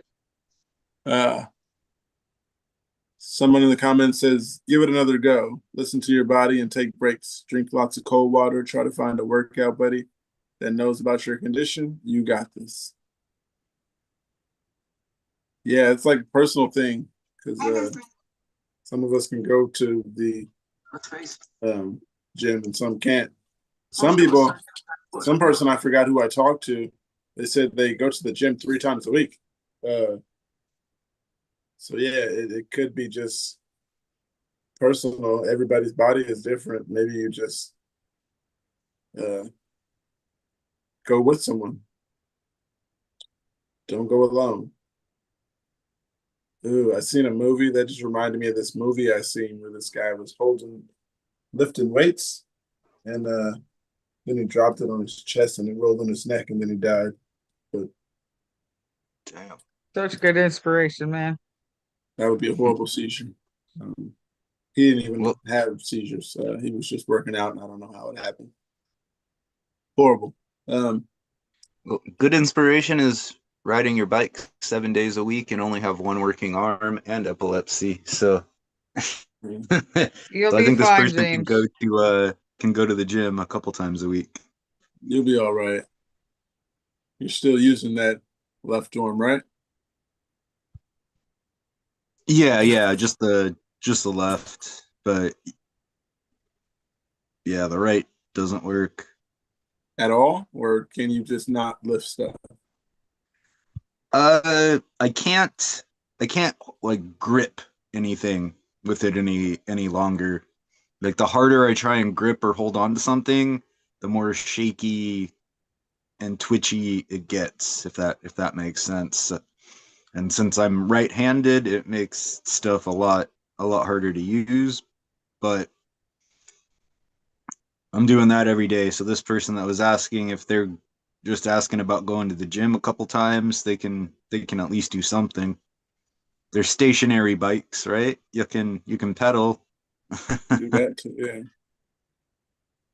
Or treadmill. Well, no, you could have a seizure and fall. Never mind. People Got go to some the comments? gym with epilepsy all the time. Yeah. Like I said, there was a guy who came here that said 3 times a week. So don't take anybody else's experience with gyms as the same thing that might happen to you. One comment here says, I go in the morning when it's cooler and always have a cold towel around my neck. Makes a huge difference. Another one says, when I was recently diagnosed and started medication, I'd feel dizzy at the gym. Now it got better. I'd say just respect your limits. I couldn't lay down for exercises for a long time, and jogging was also limited. For instance, less than 1 minute, and the dizziness started. Just don't push yourself. If you notice it's getting out of regular, stop, drink some water. Also put electrolytes in my bottle of water because my blood pressure tends to drop. Electrolytes are important. Right. Another comment here says, I don't see why not. Make sure you hydrate, maintain your electrolytes, do your best to control your breathing. You'd be surprised how experienced many gyms are with seizures. I certainly was. Last comment says, just wear medical ID and listen to your body. If your body is done, you are done. I like that one. If your body's done, you're done.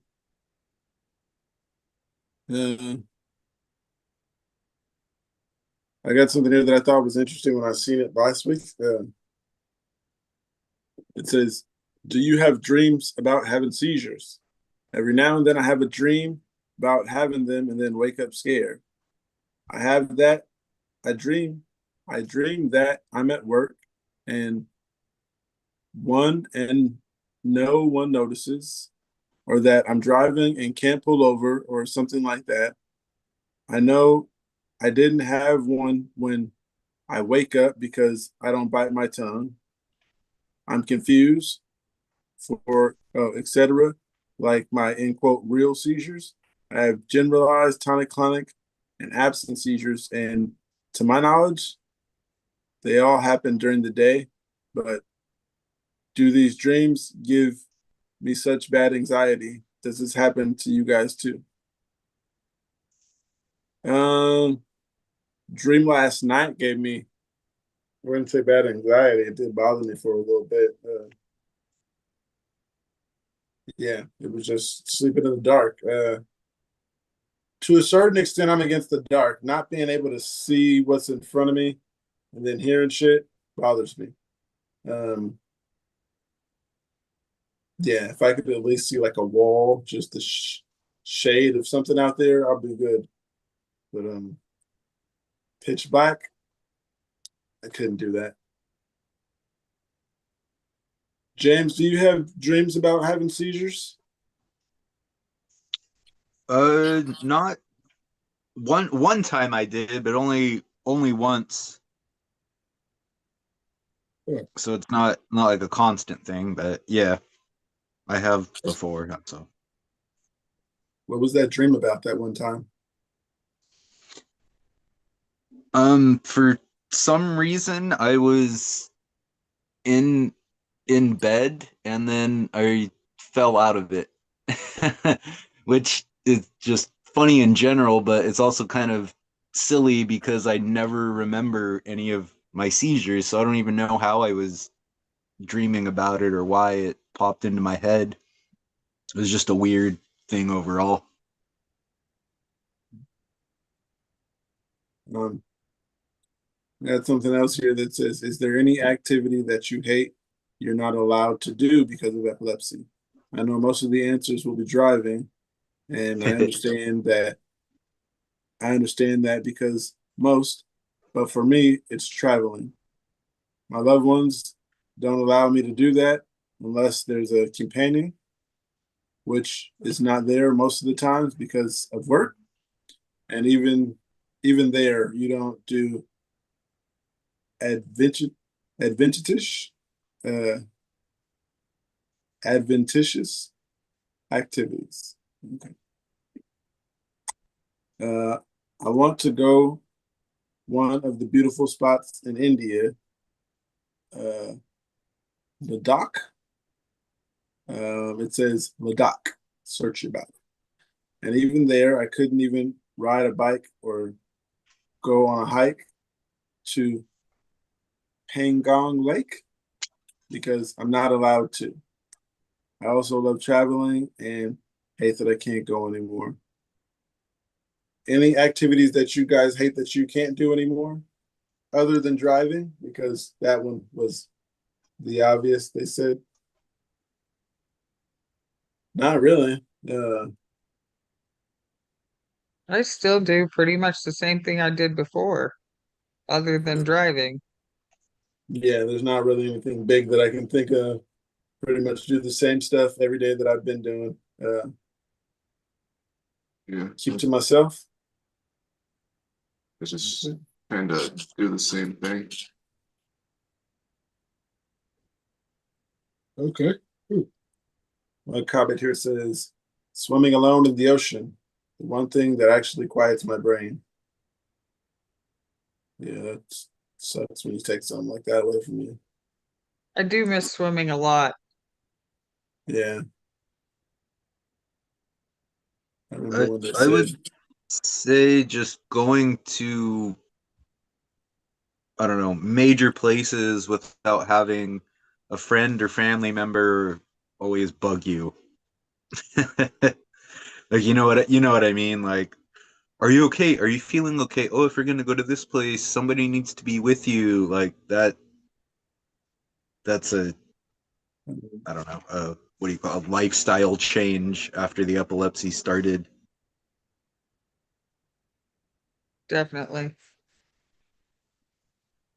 And I'm just like, dude, I'm just walking across the street. I'm just doing this. Like, leave me the hell alone. Like, They're that's just yeah. worried about you. No, I understand that, but just since the person was asking what's different or what can't you do anymore, that's my one. Yeah, it definitely gets annoying after a while. Hmm. After 21 years of that since my first one, it's yeah. yeah. One comment here says, traveling on my own, used to go abroad for concerts, but can't do that anymore. Another one says, it's really minor in comparison, but donating blood, I found it very satisfying and enjoyed being able to give some back. But in my country, you can't donate if you have seizures or take ASM. So no more for me.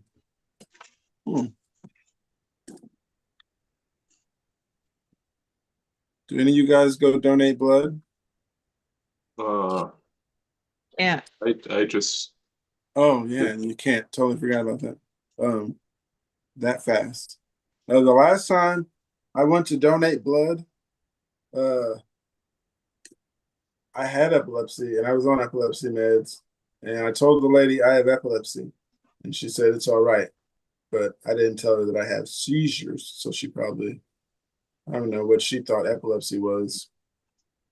But I went and donated blood. I think I was like, damn, it feels like a long time ago. I was 21 the last time I donated blood. Um, Do you love it when stuff reminds you how old you're getting? yeah, Yep. to look back on things like, damn, that was that long ago. I thought that was right around the corner. Uh, yeah. Yeah, when I was Um, when I was in the hospital last week, the person I made friends with, we were talking, and she was just like, "Oh my gosh, this." I can't remember what song it was, but it was something from like the mid-ish 90s, and she's like, "Oh my gosh, this song! I can't believe we're hearing this. This song is like really old." And I was like, "That's really old. So then, what am I, like, ancient to you or something?" She's like, I didn't mean it like that. And I was just like, yeah, I know. I'm just giving you crap. And then that's when she told me she was born in 2005. And I was like, what the fuck? I was like, I graduated high school before you were even born. What the hell, girl? Like, we were just messing with each other. But yeah, something like that definitely makes you feel up there in age. What I love how all of my music from my childhood is showing up on the classic rock station now. Oh, I know. I ooh, love that too.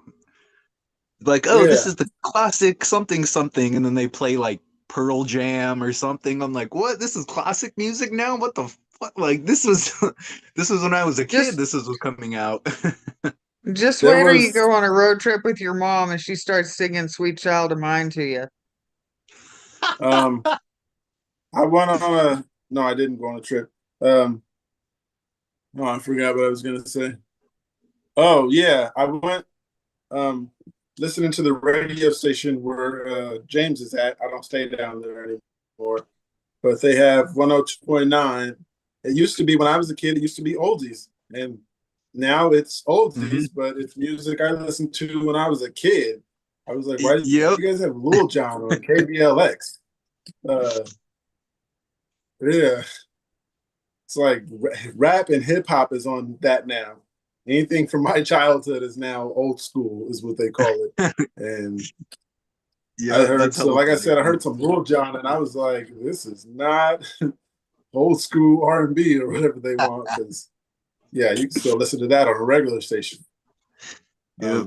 Or when I sent you that text about with the Lil Wayne lyrics, and then I was like, oh damn, that song Yeah. came out over 20 years ago. Like I started like the stuff comes back around, you know, like this is what you listened to as a kid, but then like youngins now be like, oh shit, this new song is cool. Like this ain't a new song, man. This is 2 decades old. Right. That's I funny. wish I could think Man. of it right now, but my son heard the original version of this song and he's like, "Is that a remake?" I'm like, "No, that was before I was born." And he's like, "Oh, I thought Five Finger Death Punch was the first one that made that." I'm like, "No." That's funny. How if you don't mind me asking, how old's your son? He'll be 26 in a couple months. Oh, okay. Wow, that's funny. Yeah. I got something here. It says gasping and gagging symptom. Anyone else? Gasping uncontrollably, kind of like a hiccup sound, and then gagging, confusion and disorientated, deja vu, fuzzy head feeling. Anyone else? No. I think I've heard someone else say this, but like they have to make themselves breathe or something like that. I've never had the gagging symptom. Unless I was like sleep. Uh, yeah. One comment here says seizures can do some seriously weird shit. I had one of those where I'd just uncontrollably smack my lips for like 45 seconds and then Hi, Seamus. have no clue where I was. Oh, bye, Later, dude. Seamus. Um, I have no gasping and gagging problems. Just hiccups for the last 3 hours. Yeah, I honestly think I'm having seizures. I think that's what it is because someone told me look into myoclonus hiccups. That's extremely rare, dude. I don't think that's what it is. I think you just have a GI issue like me. I get them all the time. Yeah, Yeah, maybe. that was yeah what I said like I don't know a couple months ago when I had hiccups for like 2 days straight. It wouldn't stop, and then the doctor prescribed me the muscle relaxants to have that calm down. And I've only taken a couple because they fucked my head up. Like Which one super they give almost. you? I I it's buried under my bed right now. I don't know where it is because I've only taken like one for my arm. I don't know what the name is. They only gave me like Okay. 15 in the bottle or something, but it was yeah, it just sucked. It almost felt like painkiller type of like head feeling. So after I took the one, I was just like, nope, I'm done. Um, I got one here for you, James, only because you're the only one working right now. It says, how do I work with epilepsy and with SSI? I'm 19, almost 20, and just stuck. Oh, you don't have Um, SSI, do you? I was just gonna ask what does that stand for? I don't even know what that acronym Uh, is. there's It's a so many. disability program that is given to people when they qualify for disability, but they don't have enough work credits. Then they get Oh, SSI versus SSDI. Oh, okay. I mean, I say, I do have a job, but it's only like a couple of hours per day, so it's not really like a full job that I'm there. But I don't want to. I don't know. It's more like a down feeling of just not having anything to do. Plus, we all know I like I like getting out. I like to ride my bike, so that gives me, a reason to do that. So I don't know what that person's feeling like. I don't have that much of a job, so I don't know what that program is or how that feels. I know. Excuse me. Sorry. I know that I probably make more going on disability than my job, but it's not about the money. It's more about the, head stuff of getting out of the house and riding my bike and blah, blah, blah. Okay. Man. Yeah, so the person asking how do they work with epilepsy? Couple comments here. One says, I have epilepsy and I work full-time job and have a 1-month-old baby. You can do it. Ooh. Just try to keep up on living your life. Another comment here says, I worked for 13 years in security.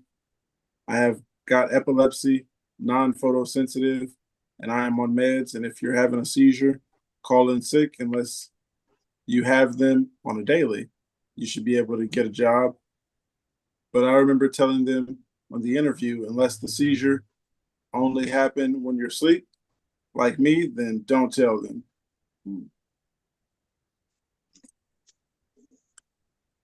Another comment here says, difficult but doable. What were you saying, James? Oh, I just like when you said that, the person said, don't tell them. And I was like, doesn't it suck that like we have like, I mean, us epileptics, that it seems like unless it's like this group or people that we're close with, that we have to lie to other people about our condition. Like somebody can have other things going on. They can have some sort of, cancer, some sort of surgery, missing a limb or something. And that's perfectly discussable. But it seems like just to be a normal human, you know, get a job, have people not constantly over your shoulder asking about you, like we have to lie about our condition. Like I just want it to be more open and discussable with other people. I don't know. Yeah, I don't know the right words to use for it, but I'm sure you guys know what I'm trying to say, or hopefully. Do you guys ever have something that's so hard to explain to people that you just don't bring it up? All the time. Huh? Yep. All the time. Yeah, I feel like people don't know a lot about epilepsy, and it's going to be a lot to explain. And sometimes I'm just like, yeah, it isn't worth going all into detail, and then you still not understand. And I'm probably going to have to explain again and again and again.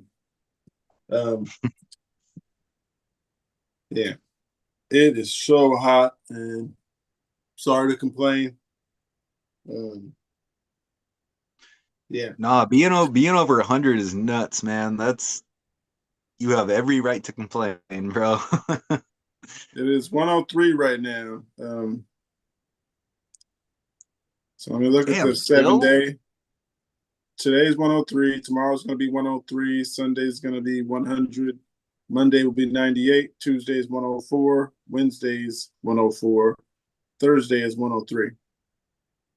Damn. Yeah, man. It's California desert. There's nothing Yeah. in the world like this. It's not fun. We're not there Uh, yet because ours hits more close to like August. We're only in the 90s right now. Oh, only. That's funny. We're so hot sometimes it makes me want to take my freaking shirt off. But Me too. I won't do you guys like that.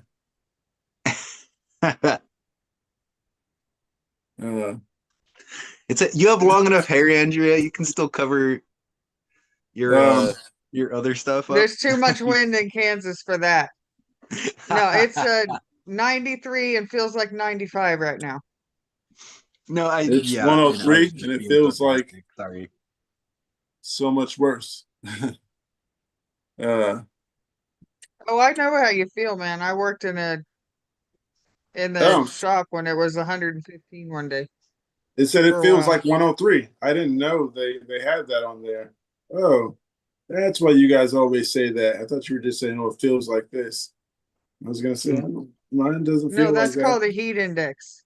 That's the heat Oh, index. That's what it feels like when they yeah, calculate in like the temperature and the humidity and all that kind of stuff. it's gonna be 97 degrees at 8 p.m. Damn, that's crazy for that late at night. It's gonna be 91 degrees at 9 p.m. Damn. What's the low tonight? The low tonight is 86. 64. Oh, 64? really? Wow. That's not too bad. Just grab a blanket and sleep outside so you can cool down. Our low tonight's 69. Let's go. Windows open. Nice. Yeah, you guys are gonna be warmer than us tonight because we're gonna be 64. And it's still gonna be the desert 64 feels like desert 80s. Still gonna be hot. It says here the low today is 55 at night. Once you get to a certain temperature, hot's just hot. Yeah, exactly. Yeah. How's it? I'm gonna brag a little bit real quick. My mom brought me this plate with some salad on it, and then there's this rice. But then with the rice, this on top of it, there's this stuff she made. Haven't had it before, but my mother loves pineapples. So pineapples and chicken and whatever sauce that the chicken and pineapples made. It's nice. That sounds so. I love anything with pineapple on it. You just tell her to send some of that to Kansas. I'll eat it up. I'm jealous, man. I really am. And yeah, I'm and jealous some that I out here can't in eat it NorCal right too, now. eh? I'm jealous that I have to do this right now and I can't eat it. You can take bites in between. Or you don't I'll have take to a bite eat when it. you You guys can just aren't. send it to us. Yeah. I'm gonna take a hard Trust pass me, on that. her and I will take it. Yeah. Anybody out there watching, give us a good thumbs up. It really helps. And join us tomorrow morning also. Yeah, it'll be fun. Oh yeah. I'll be right back. Okay, sounds good. James, how old were you when you started having seizures? Because I was 16. 19 for me. So yeah, 2005. So yeah, Mine was 21 years ago. 2006. 20 years ago. Okay.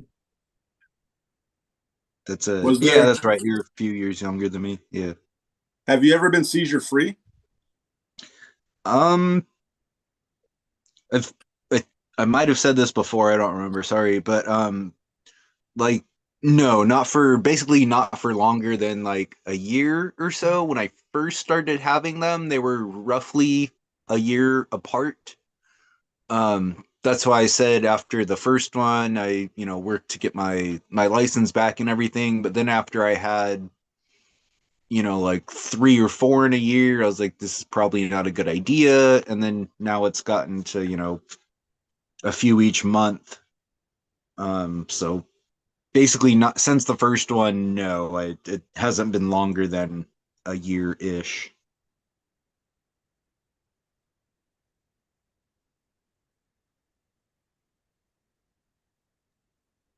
What was Yeah. the question about?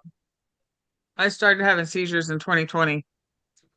So I was early 40s. Okay. My back hurts so bad. Aw. Y'all just gonna leave me hanging here with my camera on by myself? Oh, What? No, you said you'd be right back, so we didn't want to. I am right my back. camera just turned off for some reason. I'm figuring it out right now. Give me a second. Okay. Uh, What's up with your yeah, mine back, went off for I Andrea? don't know why. There we go.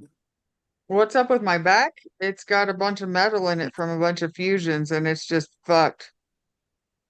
Oh, okay. Yeah, I think you mentioned that before. I just couldn't remember the exact details to it. I'm sorry. No, it's all good. I got metal in my neck right about here, and I got Holy metal in my moly. lower back. Wow. Yeah, the Um, a person, yeah, that I met a couple weeks ago, she has a rod in her lower back and was essentially told that it has to be there. If it gets removed, you're gonna be paralyzed. Or to her, obviously not me, but yeah. you guys tried. Well, no. What? James. I don't know why I just didn't look at the screen. I'm sitting here trying to guess your name. All good, man. You ever tried lamotrigine? Uh, I keep getting. Hold on, let me grab my bottle real quick. I can't remember the. No, it's yes. At some point I have, but the one I'm on right now is lacosamide. Okay. That's why the So doctors. That's why I'm I doing was the just VNS is because they've told me I've been on virtually every seizure medication that's out there, other than a couple that have pancreatic side effects. James, So, this is my neck. oh my god, you said your neck or your that back? That's my neck. That's right here. oh my Shit. god, I Uh, am I don't That's even. that's the side view.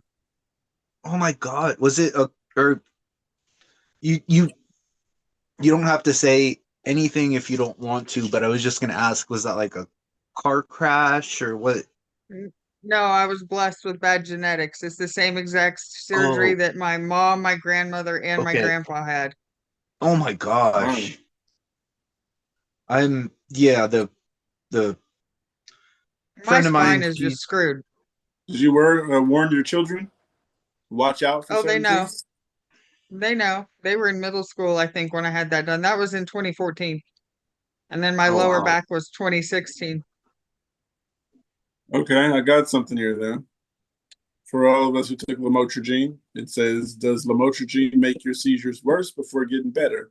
Maybe I'm just imagining things, but it feels like when I started lamotrigine, my seizure frequency increased before they stopped. Anyone else went through this? Uh, I don't know if Mine didn't. yeah, mine didn't get more and then get stopped. Mine just every now and then I just start having less and less, and then I started being noticeably less and less. To where now it's only 4 to 5 a year, 3 to 5 a year, depending on how the year goes. Uh, Lamotrigine has helped, but it has not gone from worse to better. Uh, but the first comment here says it is different per person. Another one says different for everyone, and the type of epilepsy. You just make sure that medication you're on is suitable for your epilepsy. We got doctors in the comments. Nice. People claiming they're doctors anyway. That's what their profile looks like. NeuroEase UK. Yeah, probably someone claiming to be a doctor. They Oh, might man. be. I don't know. You never know. That's right. Don't believe everything you read online. Right. Or even when they're supposedly a doctor in person, they don't tell the truth. But who knows? Depakote. Anybody ever tried Depakote? No. Me neither. Several years ago, but I don't remember the specifics of it. What's the question? You want me to read it to you? Because that's the best I can do. It says, Yeah. I mean, I know it's not your words, but yeah. oh, yeah, you definitely can't answer this one for him. But it said, those on Depakote, what dose stopped your seizures? Started on 500 milligrams ER twice a day and worked as it stopped seizures and worked as it stopped seizures for 11 months. And then I had another seizure, added 250 extra at night for a total of 1,250 milligrams daily. Oh. And that worked for 3 months. And then another added Vimpat at 100 milligrams daily. And that seemed to make the seizures more frequent. So instead of upping Vimpat, maybe Depakote needs to be increased as they was working so well.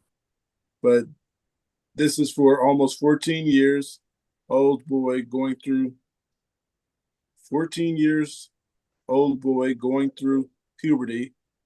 Neuro wants to up the Vimpat to 200 milligrams daily, but I'm wondering if Depakote should be increased instead, as that was really working, but Vimpat seemed to not do much.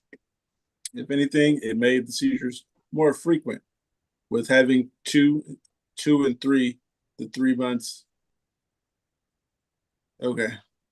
With having 2 in the 3 months of starting Vimpat. It's all so hard.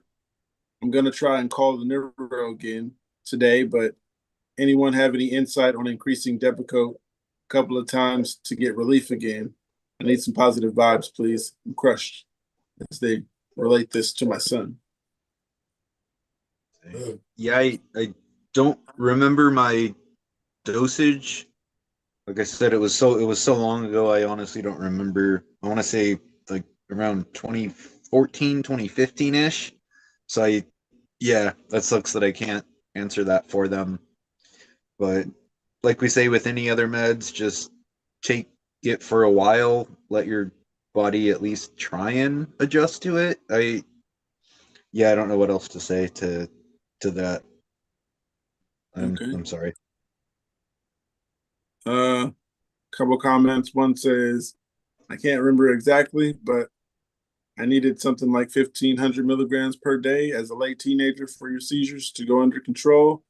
Though I was expecting a lot of side effects, the dose was then reduced and lamotrigine was added, and that was great combination with no noticeable side effects.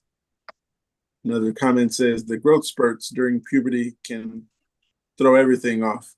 My sister had to get her levels checked like every 3 months during that phase.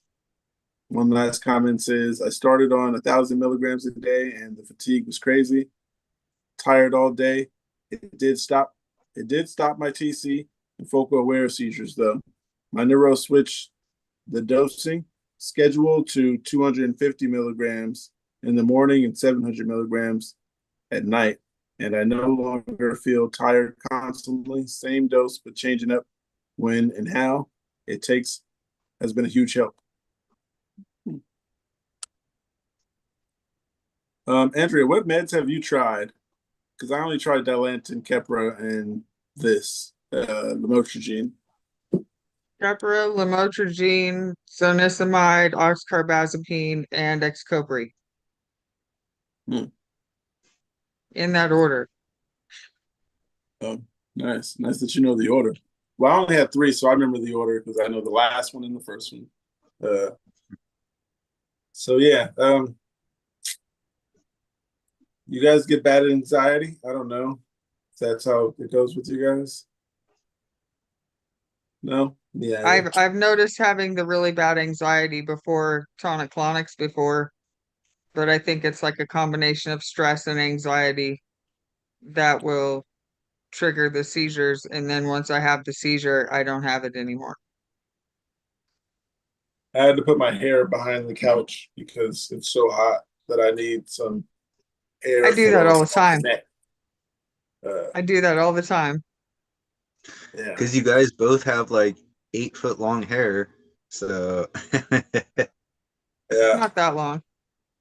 Yeah, it's not that I long. know, and I mean that in a good way. I've said a million times I like long hair, so you know yeah.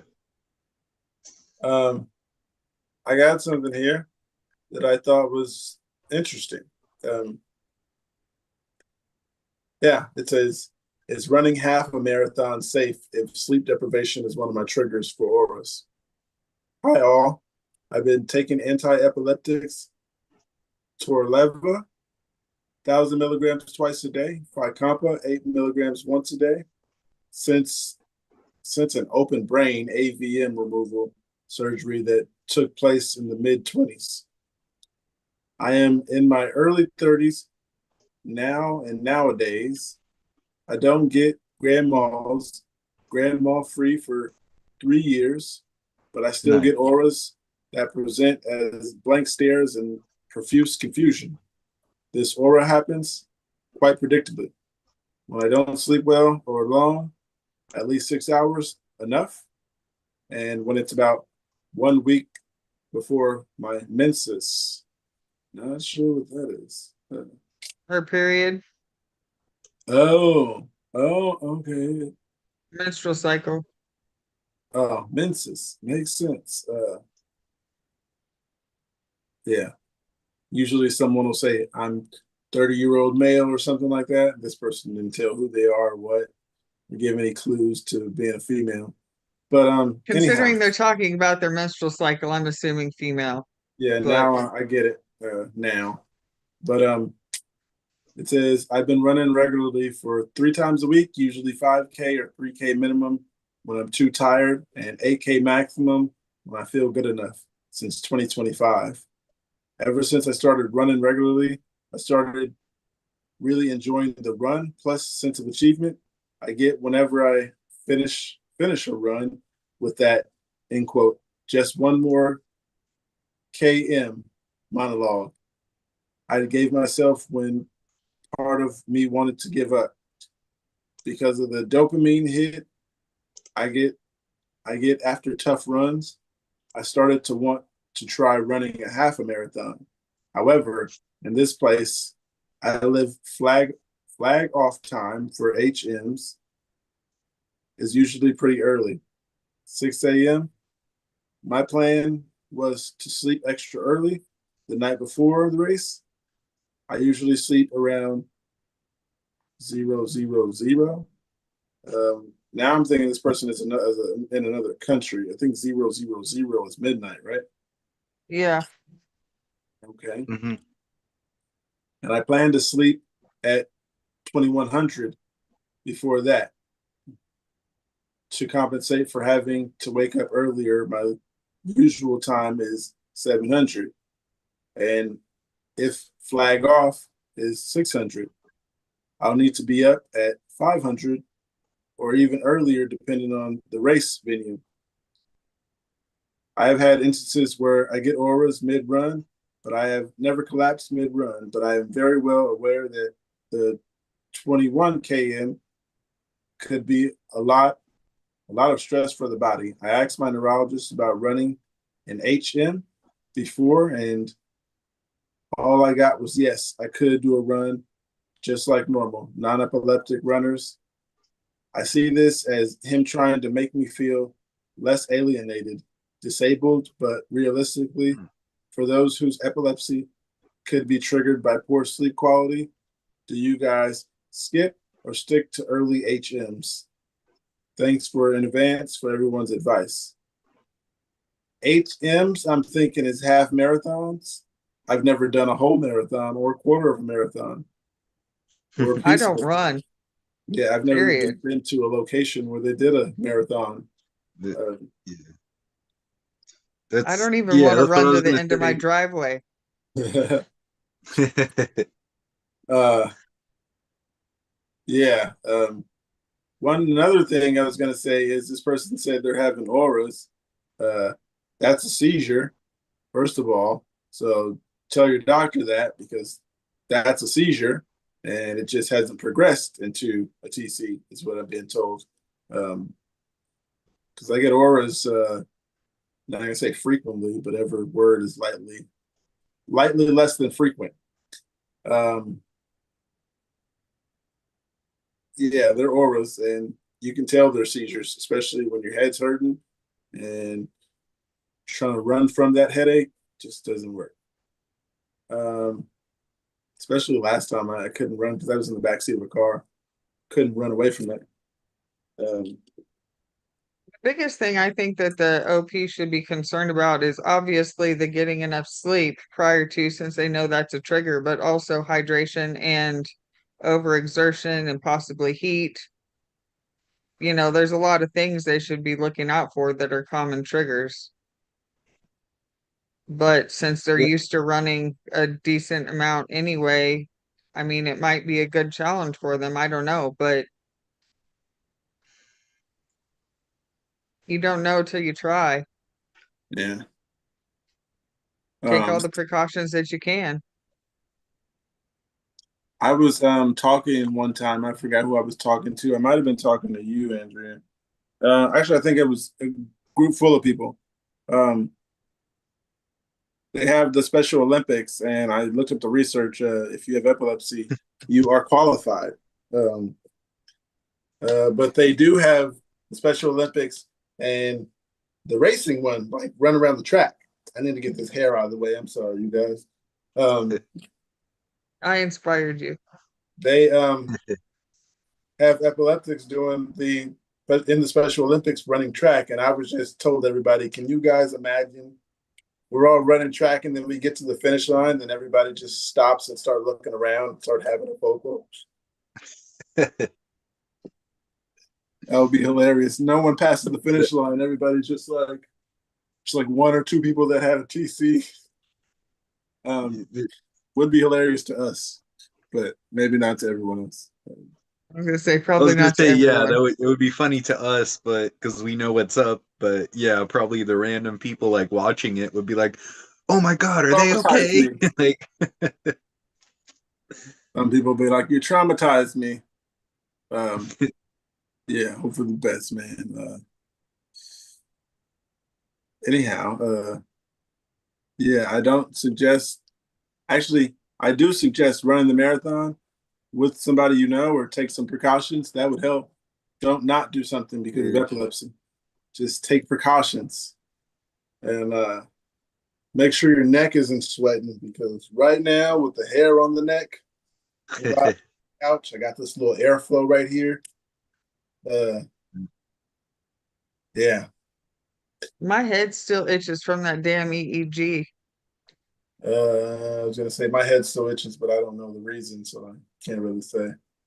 yeah, it took me a few days to get like, I don't know what you want to call it, like not, having dandruff, I guess, because like you obviously you can't shower when all that stuff is on you. Or sorry, you said EEG. I was talking about my EMU, but you have that stuff on your head for a week. It's all wrapped up. You can't shower, so it just like it's super scratchy and everything. And yeah, it takes a while to get back to your normal hygiene program, if that makes sense. James, I hate to be a bug, but I think the word is itchy, not scratchy. I mean, they mean the same, like Good. similar things. Sorry. It's all right. You have a preference of saying itchy. I mean, scratchy. Hey, each his own. It just caught my attention, so I had to say something. But All good. All good. I got something here. James, you ever smoke cigarettes? Nope. Well, I Nope. guess we're just talking to Andrea here. It says, is quitting nicotine saving me? Hi, I've been dealing with hormonal related seizures since January. I recently have quit nicotine and have not had any seizures since quitting. I feel like I've been faking my seizures this entire time, that my period has come and I've had none, but I started thinking more about what is different. My medication adherence remains the same, but vaping is what I have removed. I am still on nicotine mints, but use them not very often. I didn't know they had nicotine mints. That's interesting.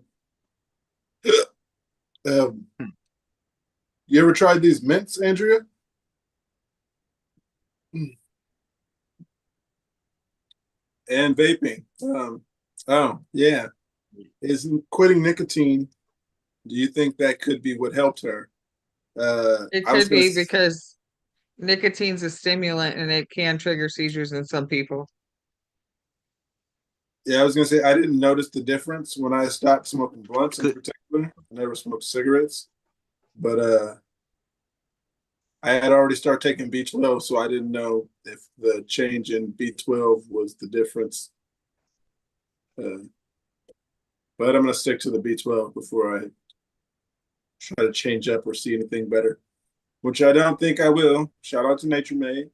Um, you had no nicotine, James? Nope. Never even held a cigarette in my life. I mean, to each their own. It's just not my personal thing. So I think I I, started smoking when I was 15. I quit smoking cigarettes when I was probably in my 30s. And then I vaped off and on. Like I've quit vaping like 3 times, but I keep picking it back up. mm. When I was at the hospital this last week or however long ago it was now, there were a couple of other patients there that had the patches like on their arm, and I was like, "What? Like, what's that? Like, did you hurt your arm or what is it?" She's like, "Oh no, it's just a nicotine patch," and I was like, "There, that's a thing? Like, I didn't even know." I didn't even It know that isn't, I never seen existed, one. but I keep hearing about it. I've yeah, used them. I didn't know that was a thing. I didn't know like people could have like withdrawals from it, or they would need it there, because obviously at a hospital you can't just walking around the hallways like smoking a cigarette or something. I was just like, oh, okay, that's a thing that I'm learning about. All right. James, The more, when you were when you were in the hospital, um, Yeah. I don't know how often you smoked, but did you think about like smoking as you were in the hospital? Like I need to go get me a joint somewhere or something like that. Did you have that Um, itch? no, I mean it would have been nice just because of all the stress that was going on. It would have been nice to do that and just lay down, take a nap or something, but it's not like I was missing it or anything. I don't know if it was having so many other things going on or what. I don't care. And I've been out. I got home like what, a week and a half ago or something. I still haven't, yeah, smoked marijuana the entire time since I've Oh, been back home. So I really don't care. And then now since I have my surgery in a couple, I'm not supposed to do that. I'm not supposed to take my B12. So it's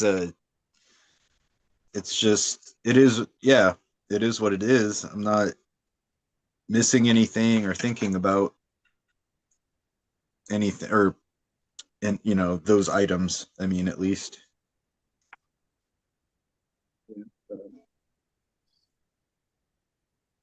yeah. Do you guys think? Oh yeah, nicotine. We answered that. it's saving her. I do believe it could help. For each person is different, but me quit nicotine, I quit a lot of stuff at the same time. So, and then I started taking the B12, so I cannot pinpoint the specific one that stopped if the nicotine was the reason for the stop of the seizures, or is it the B12 the reason, the something I needed to stop my seizures? We'll never know. One comment here says, it's interesting. Is it saving you? Definitely, yes. Saving you from seizures. No idea, possibly. Either way, keep it up, champ. Quitting is better for you either way. But if it helps your seizures, that's an awesome added benefit and another reason to stay away from that stuff. That stuff sounds like somebody who doesn't smoke cigarettes. Smoking that stuff? Probably never has. Right. That stuff. That kills me when people say that. Anyhow, I'm in the process of quitting nicotine. I'm on the patch. But if you forget to put on the patch, I start having seizures. It's really interesting that it affects people, or it affects two people so very differently. Another comment here says, reading all those comments about I'm absolutely going to quit now, but keep up with it. Maybe it helps the seizures, but maybe not. Important part is you quit the things you quit and things are better. Sad face emoji. Yeah. I don't know what's up with the sad face because that sounds like good news. Dizziness. You guys get dizzy often? Yeah. Not necessarily. I read No. this every now and then. Got something that says dizziness. Please help. Hey, I have focal epilepsy with secondary generalizations and had my first seizure, tonic-clonic, January 25, April 25, September 25, January 26. Weird pattern, I know. I'm on the lamotrigine and I have been since January, hence the titration seizure in January, and was previously on Keppra. I am due a seizure and have been fine. For the last 3 days, I've been getting extreme dizziness and like I'm about to have a seizure, but I don't have one. It has happened about 4 times and now I'm worried. Can you advise me on what is or what can happen? I get that time to time, but it's just like, it's really weird to pinpoint where it comes from. I just blamed it on epilepsy. My balance is really off. Just push through. Don't complain. You gotta tell people, just push through. If you tell a doctor or somebody, they're gonna suggest a medication for it, or suggest a medication change because some of the medications cause dizziness. So they might find you one that doesn't cause dizziness. I don't want to keep flip-flopping from med to med. So there's no reason for the dizziness for me to tell a doctor. It's just going to lead to medication. James, you got anything? Not on that specific question. I mean, like I said, I do get dizzy, but I don't know if that's between the seizures or not being able to eat or drink for a couple of days because of my pancreas. It could be either one. So I don't know what to say to that exactly. All right, I got something else here then that says, how do you handle it when kids witness your seizure and are struggling with it? Newly diagnosed. My family and I are in our annual 4th of July camping trip, and I just had a seizure in front of everyone. My nephew and nieces all saw me having a seizure for the first time, and they are understandably not handling it too well. They overthink I'm dying, and the youngest two are afraid is going to happen to them. I'm not overly concerned for tons of adults that saw it first time in public, but I'm having a hard time with the littles. They're practically my world. How do you handle how do you handle with the struggling that comes with having seizures in front of children? I don't know about approaching, but yeah, man. With me, my kids, not that I tried to get them ready for it, but they're pretty much used to it. Not used to it. Well, yeah, that would be the word. Used to it. They don't really panic anymore. Yeah, usually like, Dad, you had a seizure. I'm like, okay, thank you. Yeah, they're not calm. They know, help me turn them aside. But then my kids have gotten to 16, 17, 18, so, or 15, 16, 17. Yeah, man, next year I'll be 18 years old. Yeah. Interesting. James, you're out of school. How do you handle it when kids witness your seizures and they're struggling? Thankfully, I've only had two while there, but every adult that works there, knows me and my situation, but whew, it like, having one in front of like a 7, 8, 9-year-old or whatever is tough, because most of them, or none of them, know what the heck is happening. They just see somebody falling down and moving around, and that's tough, because like we had talked earlier, or like was mentioned earlier, it not trauma, I don't know what the right word is, not traumatizes, but like creeps them out, or not, you know what I mean, like just freaks them out, especially when these kids are like, oh, Mr. Mustache Man and this and that, and then they all of a sudden see me doing that. I don't even care about myself, or when I'm there, I don't even care about myself having a seizure. I'm more worried about it, like messing, with their heads and having one in front of them.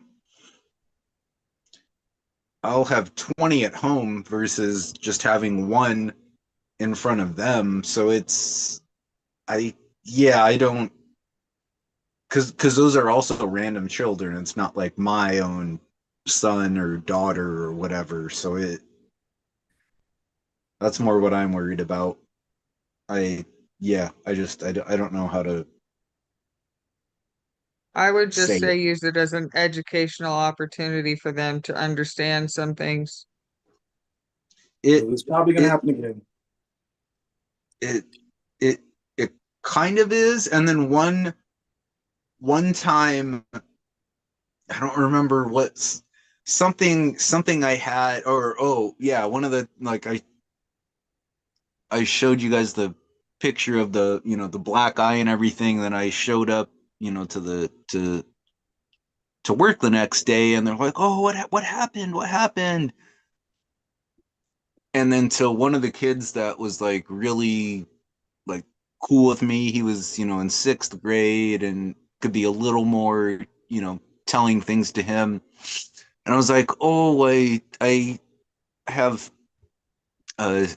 seizures, so I fell and I hit my head. He was just like, oh, you have those? Like, oh yeah, my sister has epilepsy too. Like, he didn't use the word seizure. He actually said epilepsy, and he said his older sister, he was in 6th grade, so 12, 11 or 12, I think he was, and he said his older sister was 16. And he was like, oh yeah, my older sister has that, and I've seen her have, a few before. He's like, you have that? And I was like, yeah, like, how? you know, I didn't obviously say this out loud to him, but I was just like, holy crap, like this little kid knows like what this is. Like most of the time I have to explain every detail to adults, and this younger kid knows what it is. So, but that's the only like kid that I know there that has had one. So it was just hard because, you know, it was his sister, so he, you know, knew what was going on and what happened. And it yeah, it's tough, it's hard because I don't want to, like I said, I don't want to traumatize them or think that anything like that can happen to anybody. So it Got you.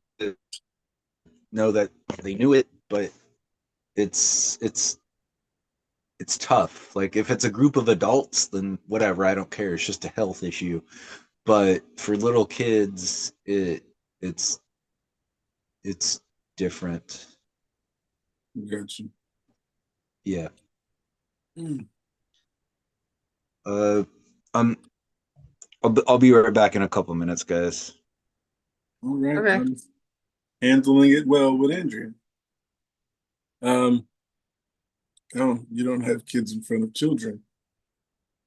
No, I didn't have kids in front of children. I was gonna say ever, like in front of somebody else's children. Hypothetically speaking, what's your opinion on getting high? Have you guys been fine with it? I I'm wish high I was right getting now. high right now.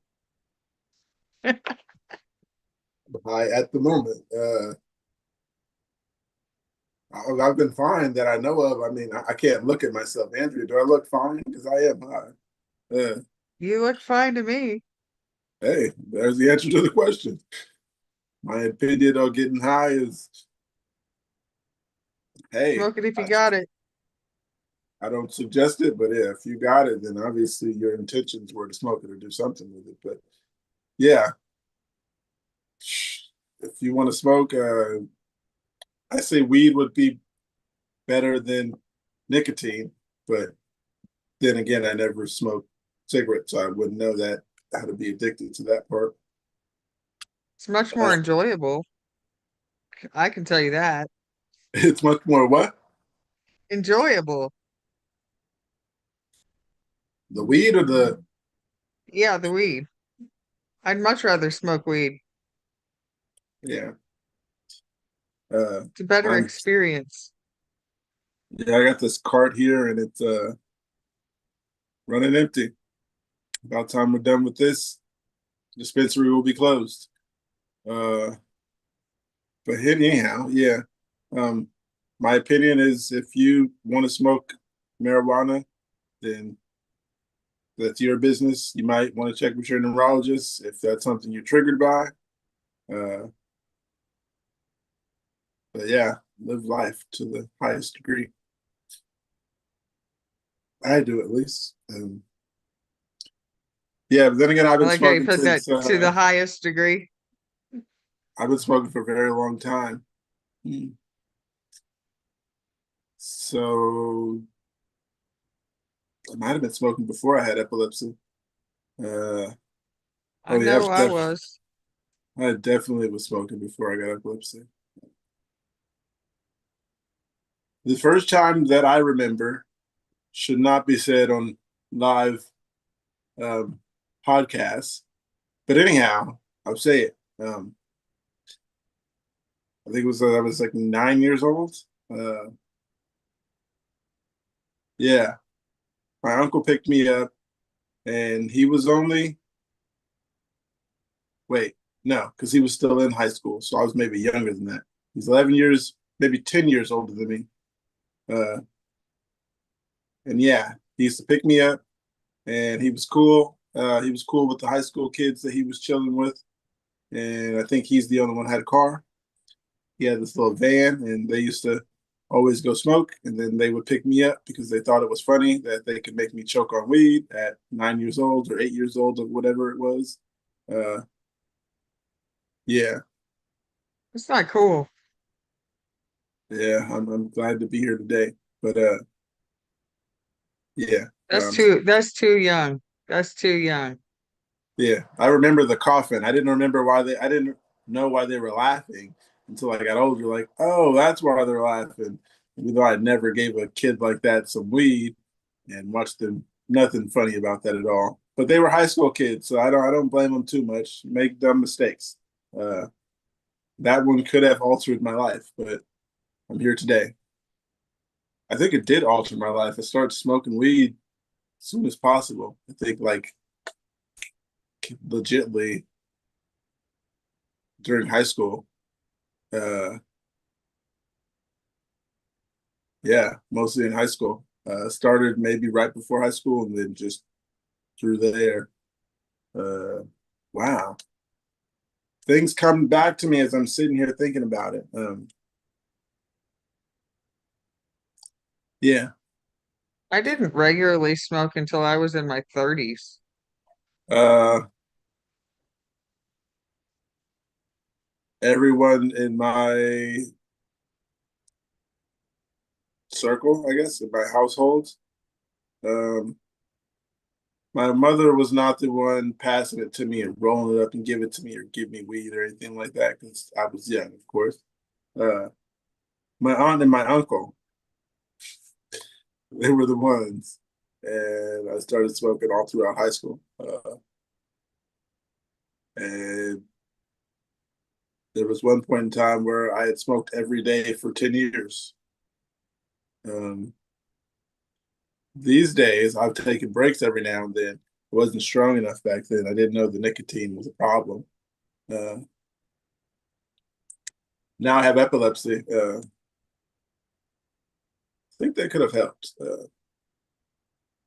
I've always kind of wondered whether all of the opiates that I was on for years with my back fucked with my brain because I was on opiates basically from time I was 17 until 2019.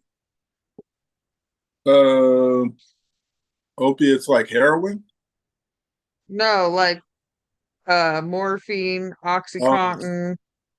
okay. I was on fentanyl at one point in time.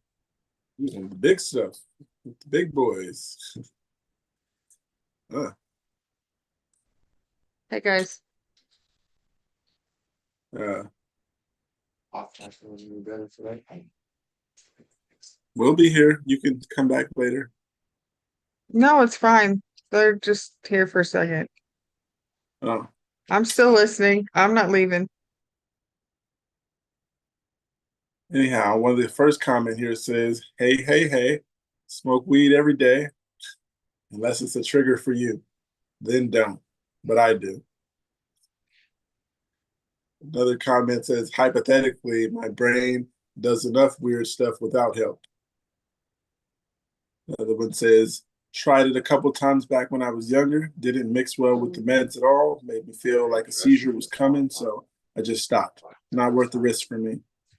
It's worth it. Just kidding. Uh, Another comment here says, "I used to smoke semi-regularly, once a month or less, and it was good with no problems. Last year, I had a breakthrough seizure after 7 years seizure-free. So I've not smoked since then. Not because it's problematic, but I have JME and weed makes me itchy when it kicks in. So I start freaking out. LOL. Plus, my meds make it so I don't have the fun highs anymore. I'm the worst smoking partner because I take 4 hits and immediately get sleepy." Hey, that is amazing. I wish I'd be able to get sleepy off some weed. Uh, this insomnia is weed You does just not help. gotta. Is the RSO still working for you? Uh, so what I'm thinking I did with that was do a little too much on the first time. So now I think the other times where I'm trying to not do it as often, but a little bit. I think my tolerance is like through the roof now, and I'm gonna not do it for like 3 or 4 weeks and then start doing little amounts. Started too high, just because I was like, "Hey, what's the worst that could happen?" And it felt good that night. Yeah, I slept very well. well rested. So much that when I got up for the podcast in the morning, oh no, You were I still forgot to, stoned. yeah, I was like, oh my goodness, I'm able to get up at 8 a.m. fully rested. Uh, I was able to just hop up. It'll get you to sleep, but don't. You can gain a tolerance, so don't just use it every day like I did. Yeah, Religiously. my tolerance dropped tremendously when I had to quit smoking back in January because I was just so fucked up on all the meds I was on. I Mm. quit smoking because it was just making the side effects even worse because I was so over medicated. And now I have like zero tolerance. Start Like slow one with or the two vaping. hits. Yeah, like one or two hits and I'm good. I've never done that. I smoke like 3, 4 times a day. Uh, then again, everybody's body is different. Maybe I shouldn't be smoking that much a day, but got a Take a comment here. tolerance break. Huh? Take a tolerance break. I did. I didn't smoke yesterday. Take a little bit longer tolerance break. Oh, I I already think I broke that didn't. streak. I smoked today. I know. I'm just saying, I think I quit for like a month and a half. Yeah, I can do it. No problem. Because it used to be harder to get off of weed when I was smoking it with nicotine.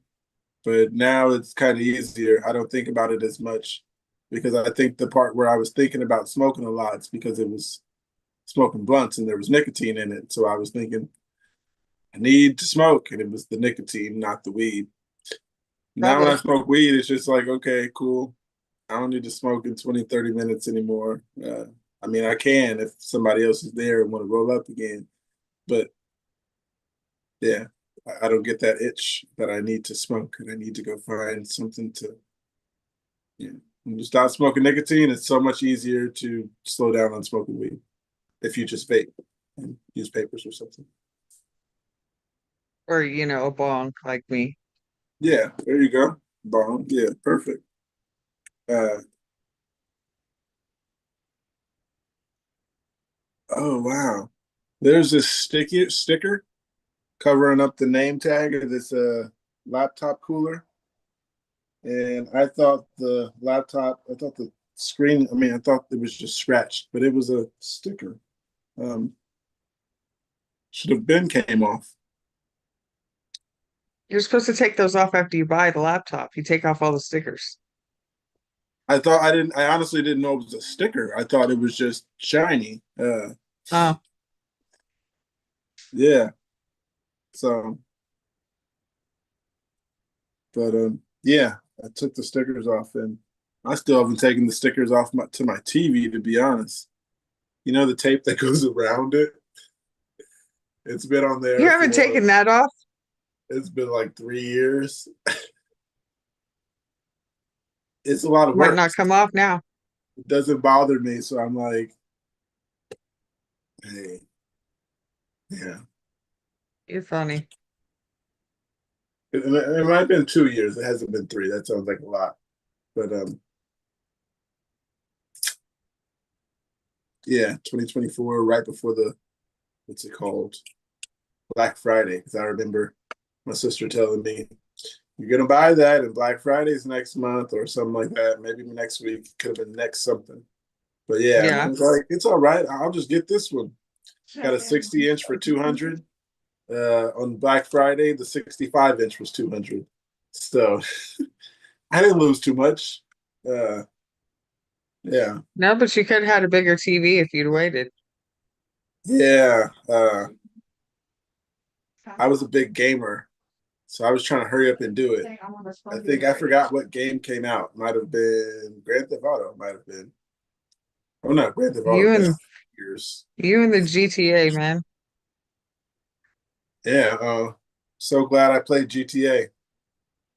It got me Me here to too. meet you guys. I'm glad you did too. Yeah. Good times. One day we all got to play together online. That would be hilarious. I'd have to buy a gaming system. Oh yeah, I didn't think about that. Everybody's gonna have to get assisted. Uh, yeah. I'll read Jeff's comment inside this post here, and it says, "I smoke a lot and have before diagnosis and after, and it's made no difference in my seizures. But everybody body is different." Guess who responded to his comment? I don't know who. Chip. All right, go Chippers. Chip, yes, a little smoking, and then the smiley face emoji. Yeah, you get the point. It's a smoking a cigarette, but yeah. Yeah, Uh, I know how Chip does. yeah, I got some more comments here. One said it helped me out a lot and chilled out my brain, but everyone is different. Another one says my brain does weird stuff on its own. Besides, I'm allergic to weed. Ooh, that sucks for you. Weed has never affected my seizures, so I continue to use it recreationally. Another one says, if it helped my wife's epilepsy, I'd have her a never ending supply. But her threshold is so small, I'd be afraid to add anything that could mess with it. Another one says, usually only gummies do me in, and that's only sometimes. Flour and disposables are no problem. Another one says, the combination of Keppra and Lamictal I was on actually stopped me from getting high. Never felt the slightest buzz when I tried it. That freaking sucks. I was like that for a while, and I was smoking a bunch. That would suck because you got to do so much. You're like, I'm smoking, I'm not high, so then you're constantly just smoking. You might as well smoke a blunt and get the nicotine high or something. Um, Another comment here says, just took a dab reading this. And even last night, I got to trip on mushrooms. I was bummed. I couldn't see the fireworks from my backyard. Another comment here says, it's different for everyone, but with my lamotrigine and Vimpat, I'll take a small edible, 2.5 2.5 milligrams every other night or before an anxiety-inducing event, and it really, really helps me chill my brain activity down. Coming close to the last few comments. One says everybody reacts differently to it. It helps me personally. Another one says weed helps me with my epilepsy, PTSD, fear of death caused by my first seizure. So I definitely recommend. Not my words. The last comment, finally, it says, I smoked before my diagnosis. I had been having focus for years and didn't know it. After my first tonic-clonic, I took the doctor's advice to quit smoking for a while. I had 2 more status epilepticus seizures. I've gone times with and without, and I prefer just smoking. It keeps me calm, helps my anxiety, and my side effects. Desperately wish we had medical where I live. Same here. Yeah. I credit weed with getting me off morphine, so I credit weed with, well, actually, I started too early to figure out what the credit goes to. Yeah, it helps me eat. I'll say that. It gets me high, but it's not like before I had the insomnia that gets you high and you're high and I end up falling asleep or lean on the couch or anything. But these days it's like I smoke, I'm high, but I'm not drowsy enough to fall asleep. And I think it's just the insomnia telling me we're not going to start early. Yeah, I haven't got high enough to go to sleep in a while, which would be great. that's why you need to take a tolerance break. I did. I didn't smoke yesterday. I mean, like a significant tolerance break. 24 hours is not really a tolerance break. How about 48? Try like at least a couple weeks. That's a lot of 48s. About 7 of them. Yeah, I was gonna say, wow. 7 days. What is today? Friday? I got something to do this weekend. Even more of a reason to stop. Wait till the end of the month. There we go. I got something here that I actually thought was pretty funny. Um, yeah, chicken nuggets a trigger. I don't know, but I'll read the post. I never read it. Chicken nuggets. That's Chicken interesting. nuggets. I wanna have this excited expression when I read it. And chicken nuggets. All I read is the title. So it I'm says, excited. "Hey y'all, I'm 31-year-old female. Started having TCs for the time in my life back in February. I had another in April and four back to back in July 3rd. The common link: fast food chicken nuggets 48 hours before it every time." That's crazy, right? Anyone else find a similar pattern? I think maybe I don't know if it's the nuggets. Uh, you never know. I want to say I don't think it was the nuggets. Maybe just a seizure was bound to happen, but I'm everybody's body curious is separate. were all the nuggets from the same fast food place? Because it could be some kind of preservative or something in there that's setting them off. Right. Could be the type of nuggets you're having. Right. Maybe you Maybe they're upgrade not from Burger King and go to McDonald's McNuggets. Burger King's nuggets are way better than McDonald's. But maybe it's the honey mustard. You never know. Yeah. Could be the Stop sauce, eating chicken. Stop eating chicken nuggets. or eat chicken nuggets and try it with a different sauce. There you go. But to find a pattern like that my last 3 seizures were caused after eating Fried nuggets, chicken nuggets. that's a good thing to keep track of. I'd actually look into that. We do advocate for keeping track of things and what's Yeah, going on with your body. Your I mean, nutrition is part of that. my last one, I wasn't eating anything. I think I just got off the train, so uh, yeah, mines are just bound to happen every 3 months. So You got a ticker in your head. It just decides, oh, it's time. yeah, I say it all the That time. car You installed. guys were like, don't say that. I'm like, I'm overdue for one after 3 months. You guys are like, no, you're not. It's okay. That car installed a timer in your brain. It just restarts the countdown. Right. It's just bound to happen. That's why I want to talk to my neurologist about the medication. And if we can up the dose and it helps, then I'll keep it with that. But if we can I would ask for that. if we can up the dose and it's still every 3 months, then I'm thinking, why not just ask them, can we go med free and see if it's still going to happen every 3 months? Because if it's just going to happen every 3 months, then there's no reason for me to be on medication. I see your point, but it could also get way worse if you stop the meds. Yeah, my seizures aren't as violent as they were on Keppra and Dilantin, and that's where I believe lamotrigine is doing its work. It's putting in work. But yeah, for them to be consistently every 3 months for the last 3 years, I think maybe 4. Wait, no, 2023. So yeah, something is going on. I would definitely, especially if they try to put you on something else, I would be like, can we just raise the dosage on this and see what they say?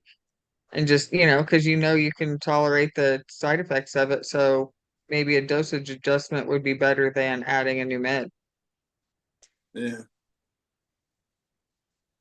If they still push for a new med, at least have them explain why. Is your You know thumb what itching? it's good for? I can scratch my other finger.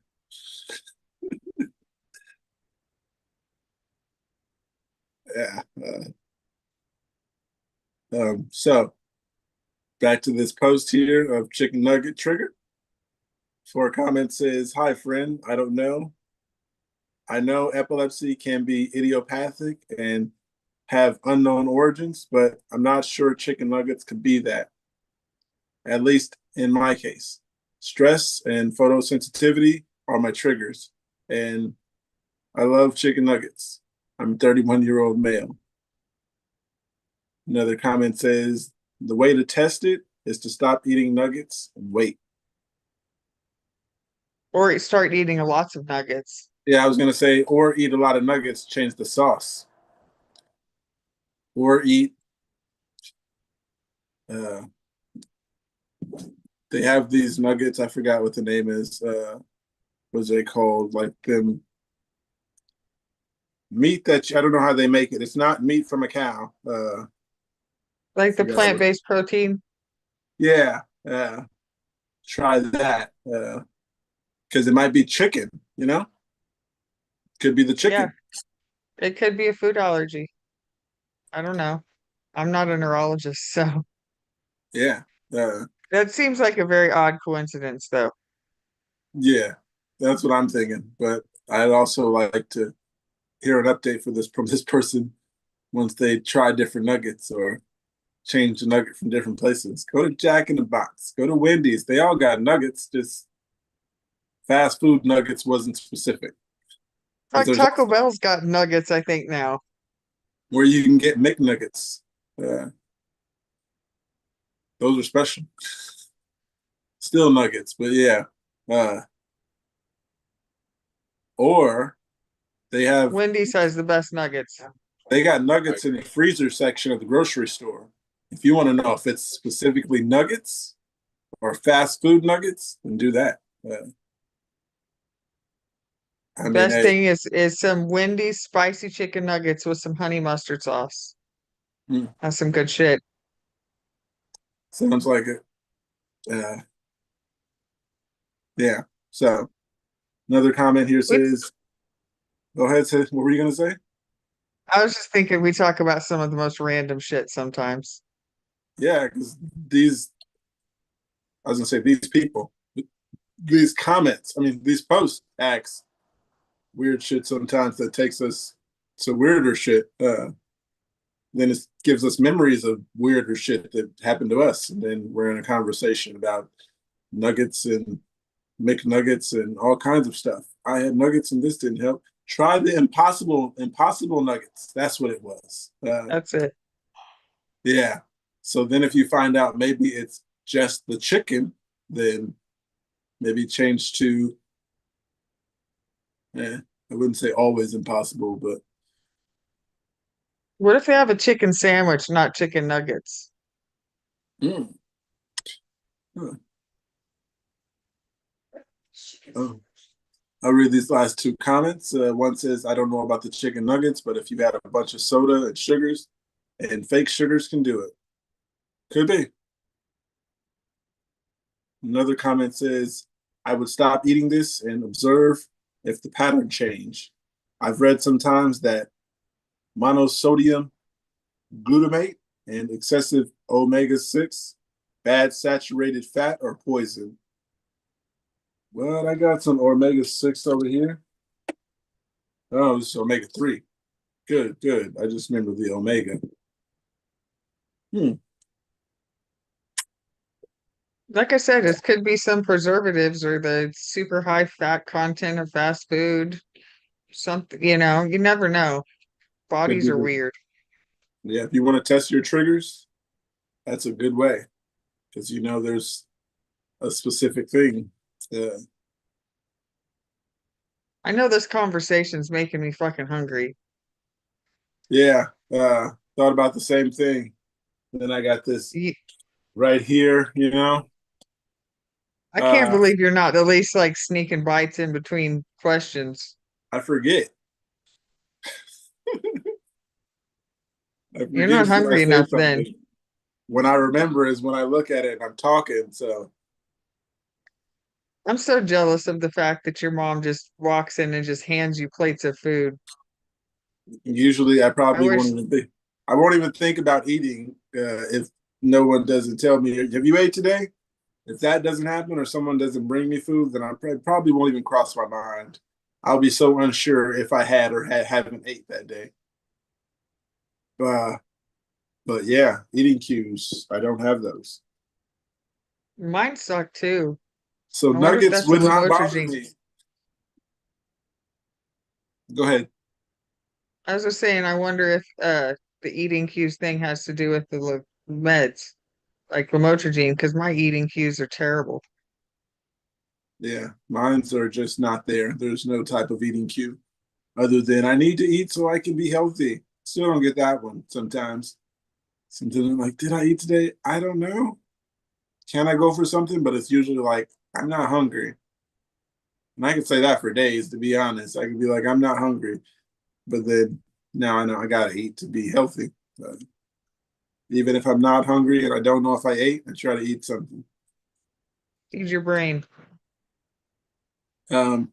Is heat a trigger for you? Oh, well, No, not that I'm aware of. all right. I'm gonna read it anyway. And me and you right now, we're sitting in the heat. I'm gonna get my hair out of the way for this one. Anyone else have heat as a trigger? I do. I've been staying indoors to prevent a SZ. Seizure. Oh, can they not spell seizure? Never mind. They don't want to type that much. It's too many letters. Put SEI and the last four letters will pop up if you got auto correct on and stuff like that. I don't have it on, but I know when you do that, it finds the word for you or some stuff like that. Take it off or you'll forget how to spell. That's how I feel like. If I don't take off the autocorrect, I might just be dependent on this thing to pick the next letter and all that. At least I stayed that smart. I'm trying. Anyhow, does anyone else have heat as a trigger? I do. I've been staying indoors to prevent a seizure from happening. Be careful, guys. I'm in the Northeast USA, so we had a bad heat wave the past 3 days.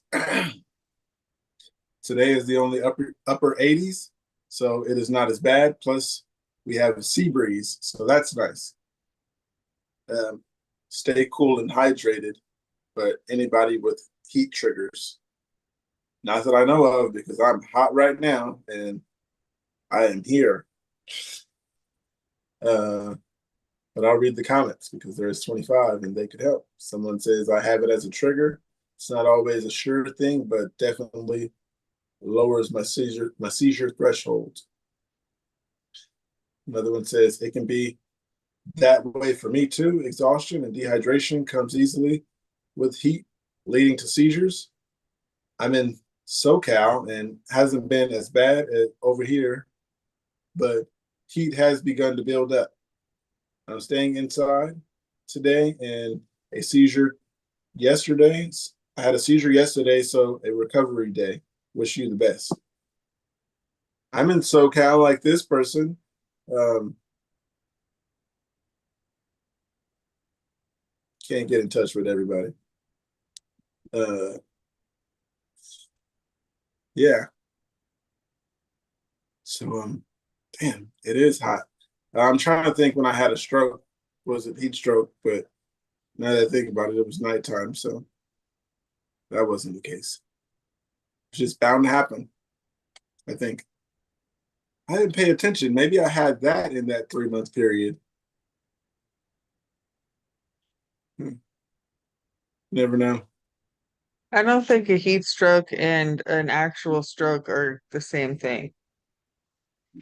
You actually Thanks for had letting me bleeding in know. your brain.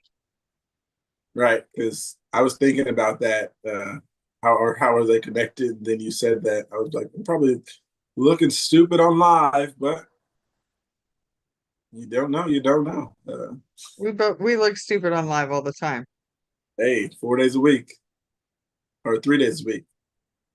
Anyhow, I got someone else that says sweating messes with my med levels. I think cooling towel on the back and neck helps a bit.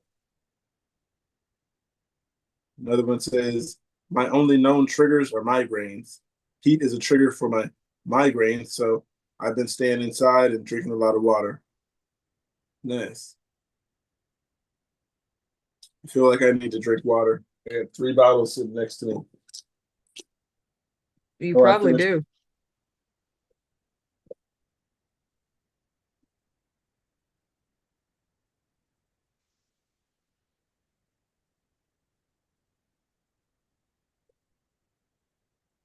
Anyhow, um,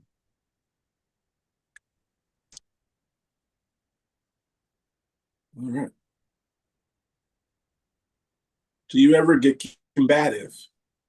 Does anyone get really combative after a big seizure or any seizure, I guess? I'm pretty sure what I had was another seizure, but it was really different than before. So I'm not sure. But after that, I cried a lot. And then EMS was there and they were trying to take me to the hospital. And I fought them off like they were trying to kill me. Fought them in the ambulance, fought them in the emergency room. They sedated me and ended up saying I was schizophrenic. Wow. That's interesting. I don't know how. Are they both like neurological things, schizophrenic and epileptic? I have no idea. I know schizophrenia is a mental health condition. I don't know if it has any kind of neurological connection. Hey, Toaster. Hi, Toaster. Do Hi. you Guess know what? if they're connected? Yes, Okay. or they can be. Well, you're here, so I'll read this little post over. It says, ever get combative after? Does anyone ever get really combative after a big seizure or any seizures, I guess? I'm pretty sure what I had was another seizure, but it was different than before, so I'm not sure. But after that, I cried a lot. And the EMS was there and was trying to take me to the hospital. And I fought them off like they were trying to kill me. Fought them in the ambulance, fought them in the emergency room. They sedated me and ended up saying I was schizophrenic. I wasn't sure how close those were. Were they both neurological things? But I guess I could look it up since there's a computer in front of me. Makes sense, right? It's kind of one of those things like with autism and ADHD where a higher percentage of epileptics will also have another issue Like or condition. comorbidities. Yeah.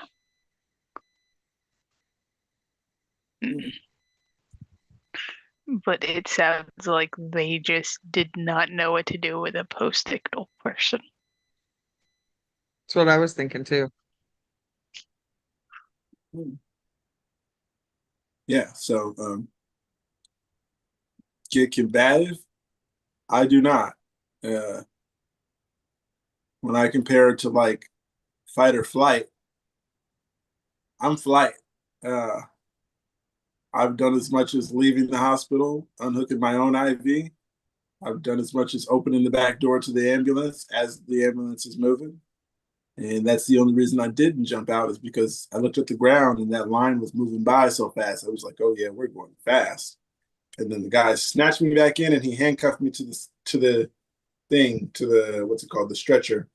Both hands, not just one hand. He made sure I couldn't even type anymore. It was just I would say that the fact that you behave that way post-ictal would mean that you are somewhat combative.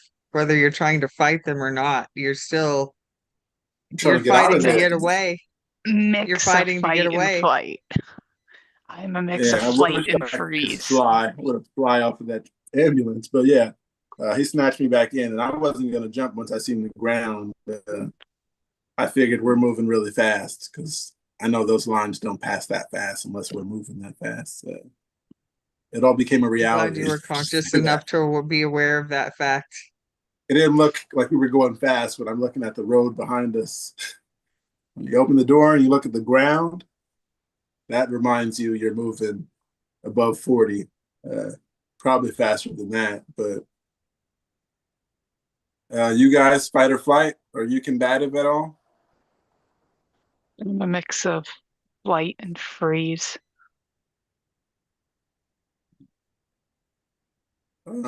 Well, Andrea, you never called the ambulance. So even without the ambulance, around people, you ever get combative after a seizure? Not that I know of, but I've only had like 3 or 4 seizures where people were actually present. Oh no, Hmm. I've been known in my post-ictal phase sometimes to take a swipe at someone, but it's more of just to get them out of my personal space. Gotcha. I'll read a couple of these comments, and one says, "Been there. Post-ictal aggression is a thing that nobody warns you about. Feels like your brain just flips into a pure survival mode, and anyone trying to help becomes a threat. The schizophrenia misdiagnosis is wild, though. That's just lazy." Another comment here says, "Yes, when I had a seizure in the EMU, it took 6 nurses to get me. I'm 5'10", 180-pound guy, back into the bed. Took all that to get me back in the bed because I was being combative, not in an aggressive way, but in quote, I'm scared and don't like being ordered what to do type of way. It happens maybe 1/4 to 1/3 of the time. It's not uncommon." Yeah, I love the flight part of flight. I mean, fight or flight. I'm gonna fight with the ambulance. They're trying to help you, but I will try to get away from them. Yeah, hopefully that doesn't happen again. I got something else. It says hydration. How do you guys stay hydrated? I've tried liquid IV and Gatorade Light. I don't know if that's a thing, but I've tried liquid Probably IV the and sugar Gatorade free. Light. Oh, makes sense. Is there something I need to be drinking that I don't know about? I overheat easy, and I notice that I don't sweat unless I have an electrolyte drink. Uh, since I've been sitting here, I've had 2 bottles of water. I only got 2 left. One is about to get open very soon. One has an RX number for a pill bottle that's near here. There's my name on it. Oh yeah, you can probably. Oh, no, you can't see the RX number. I don't need to show you my name, but yeah, my pill bottle thing. When I turned this bottle over, took the tag off this bottle, so it says this is the lamotrigine. Anyhow, Gatorade Light, right? Gatorade Zero, Oh, 160 milligrams of sodium. hmm. The reason why it makes you feel better is because a lot of in ADHD medications, wow, anti-seizure medications deplete your salt levels. Did not know that. Um, I used to have to get blood tests when I was on the oxcarbazepine because it reduced the sodium levels in my blood. huh. The doctor told me to eat more salt. Yep. uh, how much is more? Like, can you just put a little bit on your finger? I just extra salted my food. I ate a lot of ramen and put soy sauce in it. He told me he's like, eat a bag of potato chips every day. It's crazy how my dad will take like you said the ramen will take some of the ramen. He's like, oh my god, how do you eat that? And I'm just like, just give me more salt. Yeah, I'm like pouring buckets of Yes. soy sauce in my ramen And my dad's like, how could you do that? because it tastes better. When you're salt deficient, salt tastes awesome.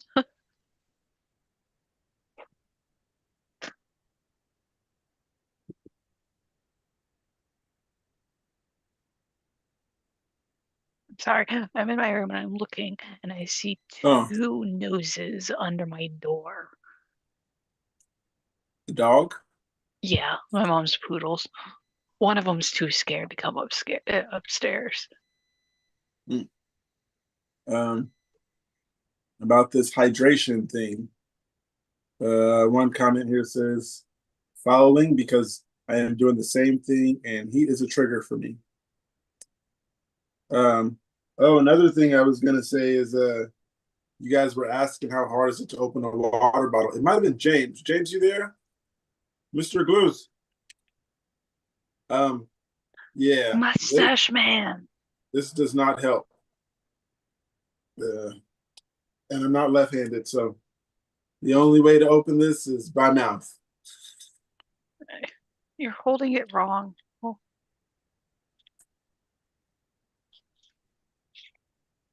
It doesn't move at all. I'm not left-handed. It's not helping. Try your left hand and see if that helps. Okay, let me get an unopened one. Let's see if we can do this. I knew I had an unopened one.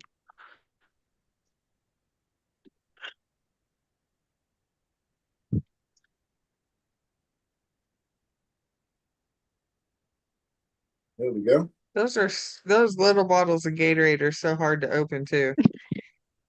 They are. Yeah, so use your shirt. I will admit, sometimes they're very hard to open. Sometimes they just pop open like that. So I got lucky. It would have been hilarious to see me struggling.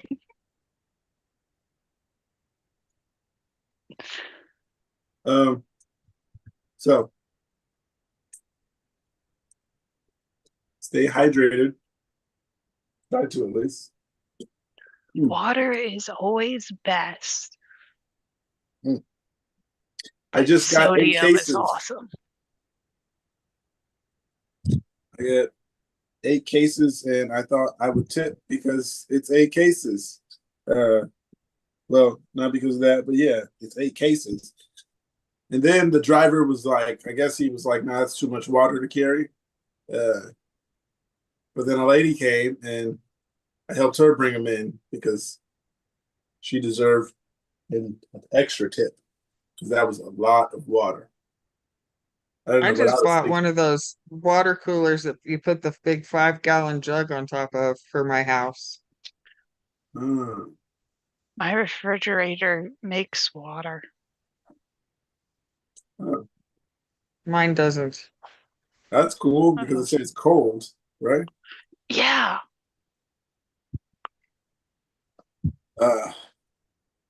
Yeah. Especially because it's 103 degrees. It's really cool because one of those that you can actually take it out. It becomes like a pitcher and you can go and refill the dog water. Oh, that's nice.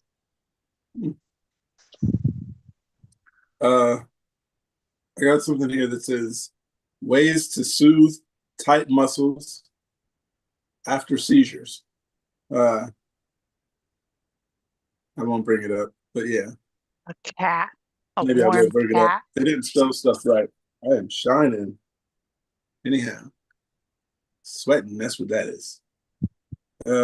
Ways to soothe tight muscles after a seizure. I had a seizure yesterday around 8 p.m. GMT, is that General Mountain Time? I don't know what that means. 8 p.m. GMT and woke up clueless as usual. My girlfriend and family were around, which I'm grateful for. However, now my right shoulder feels so tight and that it's hard to even pick stuff up from the ground or even lift my arm past my neck. I've tried a heat pack, but not much luck. Has anyone gotten any exercises or recommendations to soothe the tenseness? Stretch. Yoga. Yoga really does help. Yoga stretches. Heating pads. Is hot yoga like sweating or is hot yoga like naked? I don't know where you got hot yoga from. It was on a show that I was watching yesterday. They were talking about hot yoga. Huh? ADHD. Yeah. I think it's where they do yoga in like a really warm room. Oh yeah. In here would be a good place. You're Yeah. My thinking wrists are doing yoga sweating. in a sauna? Yeah. Alex sure. over here says it's to burn more calories. I would assume so. I mean, more sweat, more calories. Hi, Alex. Toaster says hi. Alright. He says hi back. How do you soothe the muscles? Ooh, somebody told me I was gonna say rice. It's not rice. Um there's this little salt stuff you put in a bathtub. There's a name for it. And Epsom salts? there you go. I think I only used it one time. And that was when I first moved down here. When I first moved down here, my body was really tense after that stroke. Uh, body was tense for a while, but that helped. That was the first thing my mother suggested, and it helped. I'm not sure if this person would like to try the Epsom salt, but that's what I know. And yeah, we don't all take baths. That was the thing is I had my mom there as I was taking a bath, and everyone, she wasn't like right there. She was like the door was open and she's right outside of it. You got to worry about not being able to take a bath all alone. Um, but then I'm too tall to be in the bathtub, so I wasn't going to slide down. Um, when I sit down, I'm as long as the tub. The back is against the back, and my feet touch touch the wall. So it's like, hey, Either the top half of you is cold or your legs are going to be cold because they're sticking out of the water. right. And there's no way to lay back and put both in the water. Yeah, I unless feel I sorry really for you. slide all the way down and open my legs all the way until they're touching the water. Other than that, uh, yeah, Tall people problems. yeah, tall people problems, man. The life of an epileptic, for real. Meanwhile, I could just lay down in the entire bathtub and it'd be just fine. Actually, no, I How don't tall think are I you? can. 5'2". I don't actually think I can do that. Well, you can do that easy. You could lay in the bathtub, right? I would have to next time. Next time I clean my mom's bathroom, I'll check that out because she's the only one that has a bathtub. Check that out and report back to us. Yeah. Now I'm curious. I don't know the last time I had a bath. Epsom salt bath for an epileptic. Part of me is kind of like, wait a second. Am I the only one having a brain stutter there? No, I'm thinking it could be dangerous. Pookie, why are you here twice, or did my computer freeze? I was thinking, Nope. why am I here twice? No, it says me twice. I see it. You're frozen on one of them. Am I There it frozen went. on this one? No, Nope. you're good now. Okay. The other one just left. Mic check. You All right. sound good. Thanks. I don't get that a lot. Um, And you're glowing, rocking your new beard. I'm sweating. That's what that is. Glowing. There's a difference between glow and sweat. Yeah. So, thanks for watching, everybody out there, but I gotta find something else. Oh man, I feel glowing. Anyways, for the He grew ways, the beard and got a glow up. yeah, where's my beard comb? I don't know. There we I'll go. share you with. There you go. Yeah, my phone, all of a sudden it said overheating, and it showed a little temperature thing, and it was all the way up. It didn't even tell the temperature of it, but the sun's like right there, and it's heating up my laptop right here and my phone right there. But I got a laptop cooling pad, so the laptop's pretty good right now. Yay.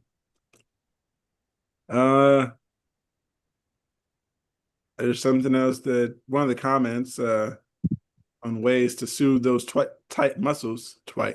Um, stay hydrated. You can try magnesium glycinate, 200 milligrams to 400 milligrams. For me, the fastest resolution comes from 200 milligrams of ibuprofen and 500 milligrams of acetaminophen. I don't like pills. But yeah.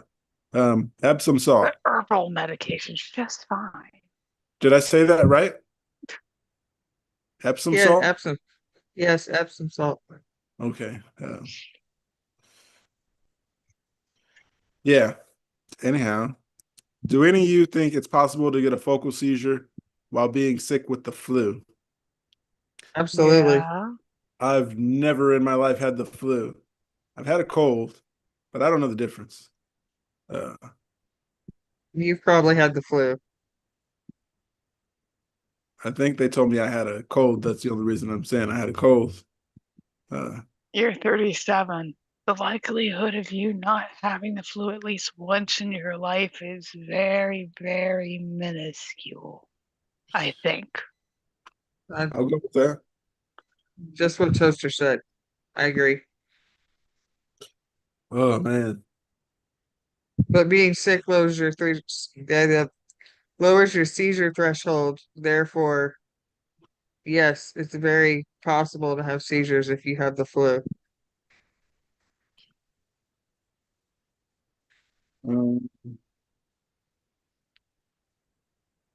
My shirt is wet, you guys. That's how hot it is. But anyhow, um, first comment here says I was sick with the bad flu last winter and had weird episodes where I couldn't talk for like 30 seconds. Just felt frozen and confused.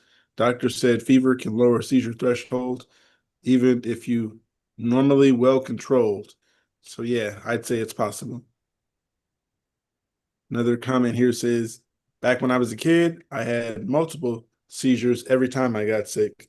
Even with the common cold, I'd have them. Well, yeah, I wasn't diagnosed. What the hell? I got red ants. Oh no. Um, yeah. One comment here says back when I was a kid, I had multiple seizures every time I got sick, even with the common colds. I'd have them. Another comment here says, yes, that's how my epilepsy started. I had febrile focals, and then they just became regular ones. Febrile is like being a baby. It's being caused by a fever. Oh, But yes, it happens a lot with like little kids. because I hear febrile seizures a lot, and yeah, I thought it had something to do with being a baby. I can't look it up right now. The internet's still out. Okay, I'm using Cell right now.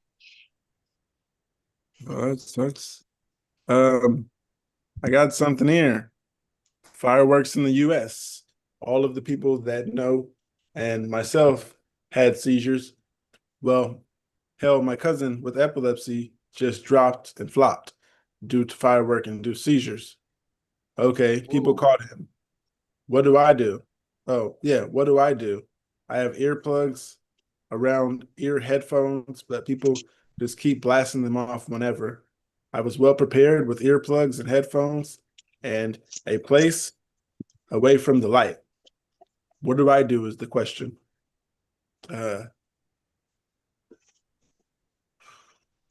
What you can do is maybe go in the house. I mean, that usually helps me. Not, well, I don't have seizures from fireworks because I wouldn't have been able to avoid it around here. They were going off like crazy. Uh, but if you're trying to avoid the sound, going inside usually helps. Yeah, there's like one room here that doesn't touch outside walls. And I think that's the quietest place probably. Noise canceling headphones. I think they said they had those already. Oh. The plugins and ear headphones. Any suggestions on what to do? What do you do when, oh, what did you guys do on the 4th of July? Were you guys trying to avoid flashes and the boom? I My think I was dog sitting in my was. living room watching a movie while chaos ensued around me. Okay. It was yeah, just two pillows for me at night, one to sleep on and one to put over my head. I can literally stand in my driveway and see this massive park across the street, so everybody thinks it's awesome to go over there and light off fireworks. Thankfully, noise isn't a changing thing for me, so it was whatever. But yeah, the light might have been if I was standing there watching it, but I just had to cover, like Toaster said, maybe some noise canceling headphones. That's what I maybe should have done. But yeah, living right across the street from a massive public park I is mean, not. even then, noise canceling doesn't always cancel all noise. Yeah, like when people say like something's, like fireproof or waterproof, it just means like the better word is to use is resistant. Because obviously you can't wear like a fireproof suit and then just light yourself on fire and be okay, right? So yeah, resistance the better word. It still wasn't a But fun sound evening. resistance doesn't sound right. What was that? Sorry, I didn't. Sound resistance doesn't sound right. Sound canceling still gives what the effect mainly Okay. is. Yeah. For I guess for the word sound and then that after it, that does sound better. But that's why I used the example of fireproof or waterproof. Like nothing is fireproof, right? Like that's never, yeah, gonna be a thing. Bye, Andrea. Have a good night. Um, so yeah, that's a little different with those two types of terms, but at least like your headphones, I'm sure they would help if you heard a firework or two go off in the background, right? No, actually, they don't have any noise canceling effect at all. Oh, you pointed to your headphones, so I Well, thought that that's yours because, were. well, headphones. And Yeah, no. So I thought yours were because you pointed to them. I'm sorry, I didn't. Yeah. inferring. Yeah, no, inference makes sense. Hmm. Um, So, anyway, I said way too much than I should have on that conversation. I apologize. I think Pookie's looking for a new post for us. I'm not even gonna lie to you. I was not looking for a post. I was actually making a post, but I'll start that over. Am I depressed? So I was diagnosed with depression. Well, that means you are depressed. Anyhow, so I was diagnosed with depression and anxiety before epilepsy. Then, when I got diagnosed with epilepsy, I was put on straight away 3,000 milligrams a day of Keppra. Felt like a zombie for a while, but thought it was over after a few months. But every day, it was impossible to live without a nap. And my anti-seizure depression got to the highest level.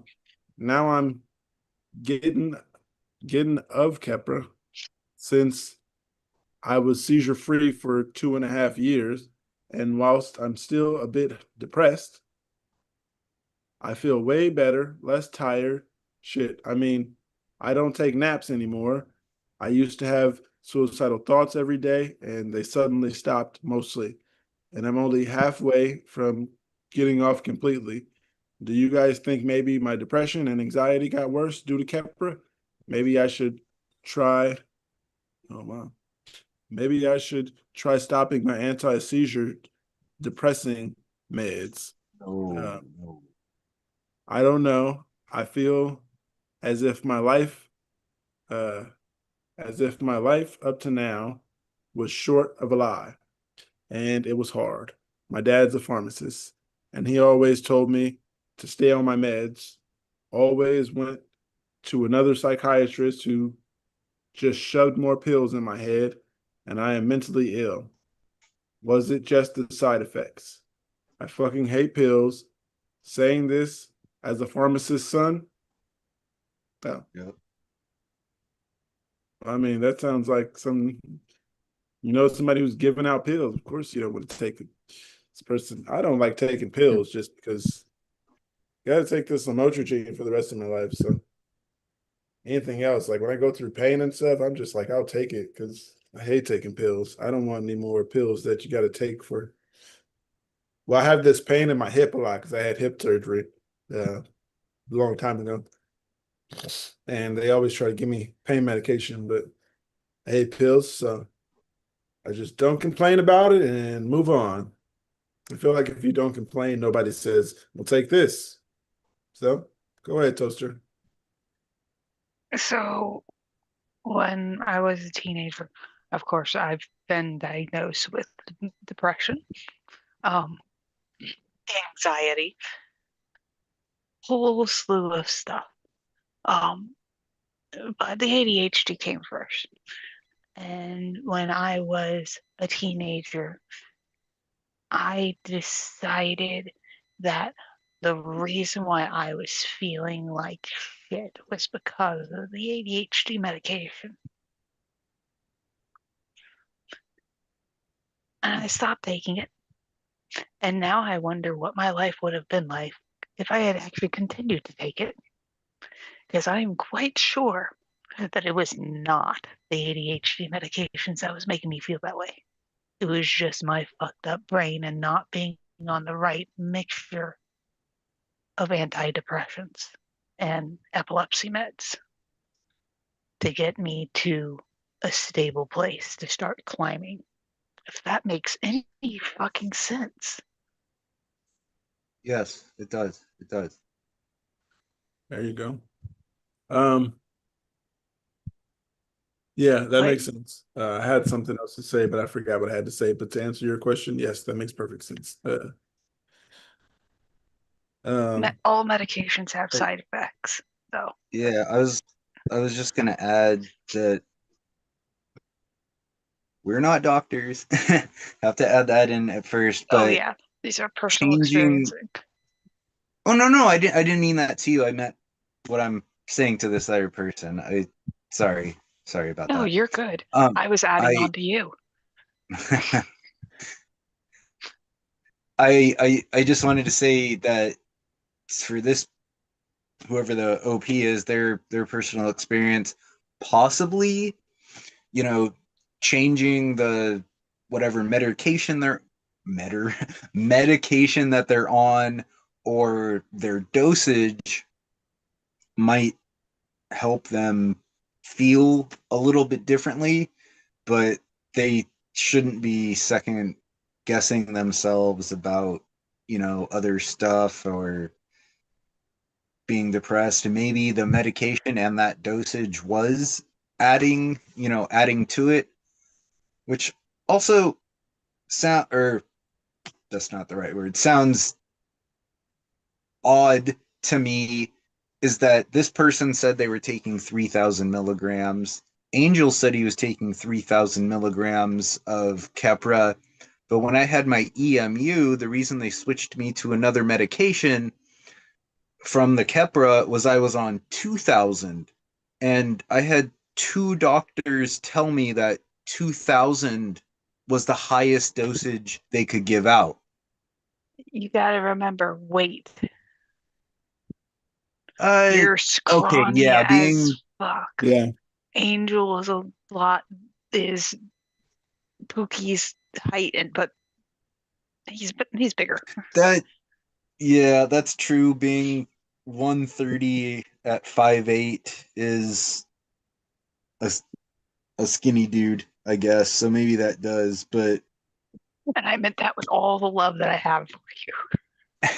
Yeah, I know. I love it. But it's weird. It's odd how they worded it.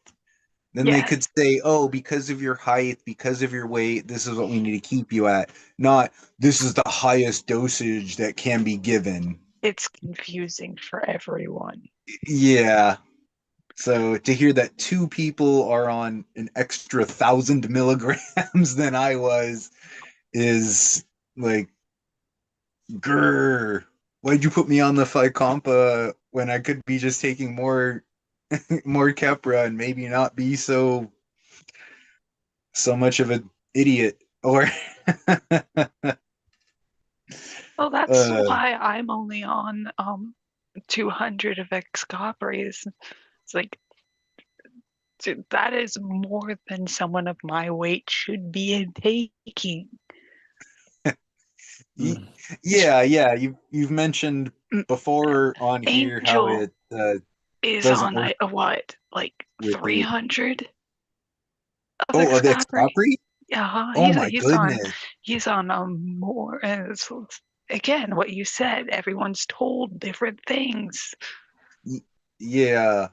No, I know But we all it's, take different meds, different dosages, but when you have your neurologist saying this is the highest dose we can give, and then yeah. I've now heard 2 people being taken an extra 1,000 milligrams than I was, that's like, I want to go like hit up those doctors right now and be like, what the fuck you tell me? Like, Now, oh wait, Keppra was mentioned. Now, Keppra is one that has been greatly known to affect people's mood. yeah. And when it's not like they just took me off it, they switched me to another one that's not only screwed with, I'm still having the seizures, screwed with my personality and making my arm a piece of shit all at the same How is it? time, Can just you lift it? because I can, it still hurts. And like I said, part of it was from the bike crashes, but the twitching isn't. And that's what's making it worse, is it's sore. The parts that do hurt from the crash, it's making them feel worse. And I didn't have the twitching starting until after I started taking the Fycompa. So it would have to be in super odd, weird coincidence if it just happened to start after I started taking that med. So it's a 50-50 situation on that, but still, or as my mom joked, it's a 51-50 situation. So 49.51. what was that? 49.51. No, because 51-50 is the crazy, the legal term for crazy. Oh, So apparently, I had no idea about that. You never heard anybody say yeah, or at least 50? here in California. So when she made that joke, I busted up laughing. I was just like, okay, good one, mom. You can make that joke anytime you want. That's hilarious. You see, I was thinking 50/51, like it was a ratio. It's like, wait, that's not adding up to 100. Yeah. Maybe Unless it's it a was different 50 term. out of 51. Maybe it's a different term in other states, but that's what it's considered or called here. So that's why I made that, and apparently so did my mom. But anyway, new subject, my friends. Yeah, I got something that says cannabis for sleep. My wife has JME. She's on the Motrigine and Clobazam. They spelled that wrong. Anyhow, her tonic-clonic seizures had been pretty all in check, but her myoclonic jerks are happening way too often for our comfort. I think her insomnia is playing a huge part of her morning jerks. Anyone have any suggestions for cannabis strain that could help her sleep? For context, no drug has come close to making her feel drowsy or remotely sleepy. Benzos don't touch her from that perspective. a drug that makes normal people drowsy, don't do anything for her. They said a specific strain. I have insomnia, so I don't know. I don't have a specific strain because nothing works because of the Sorry. insomnia. I have very. I feel for this woman because that was me for decades until I looked into the Ambien Excopri combo.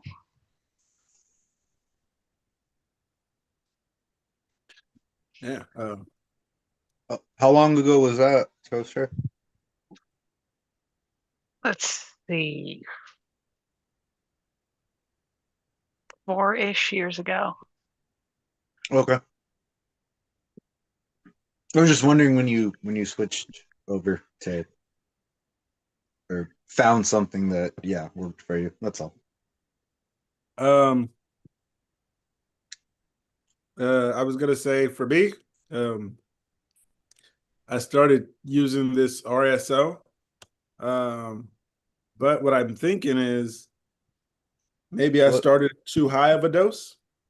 Because my second one wasn't as much of a dose and it did not do as much.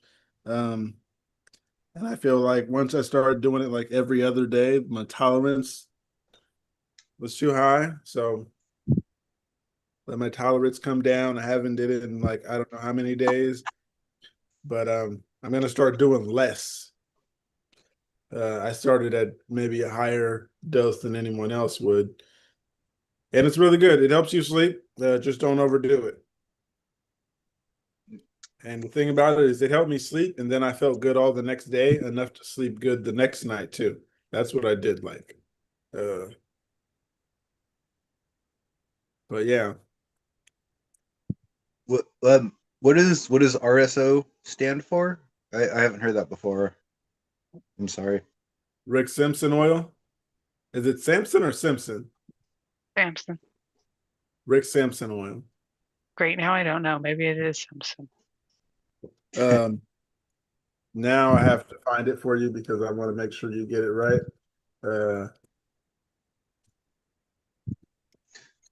I mean, either way, it's all good. I just never heard that Rick Simpson.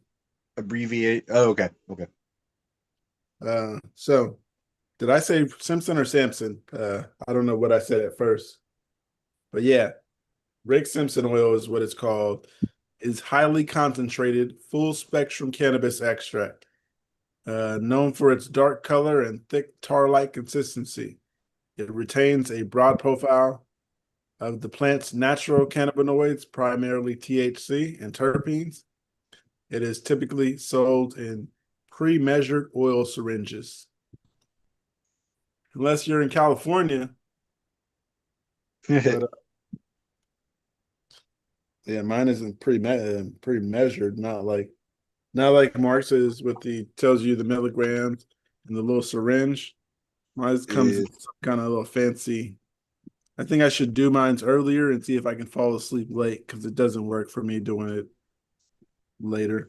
But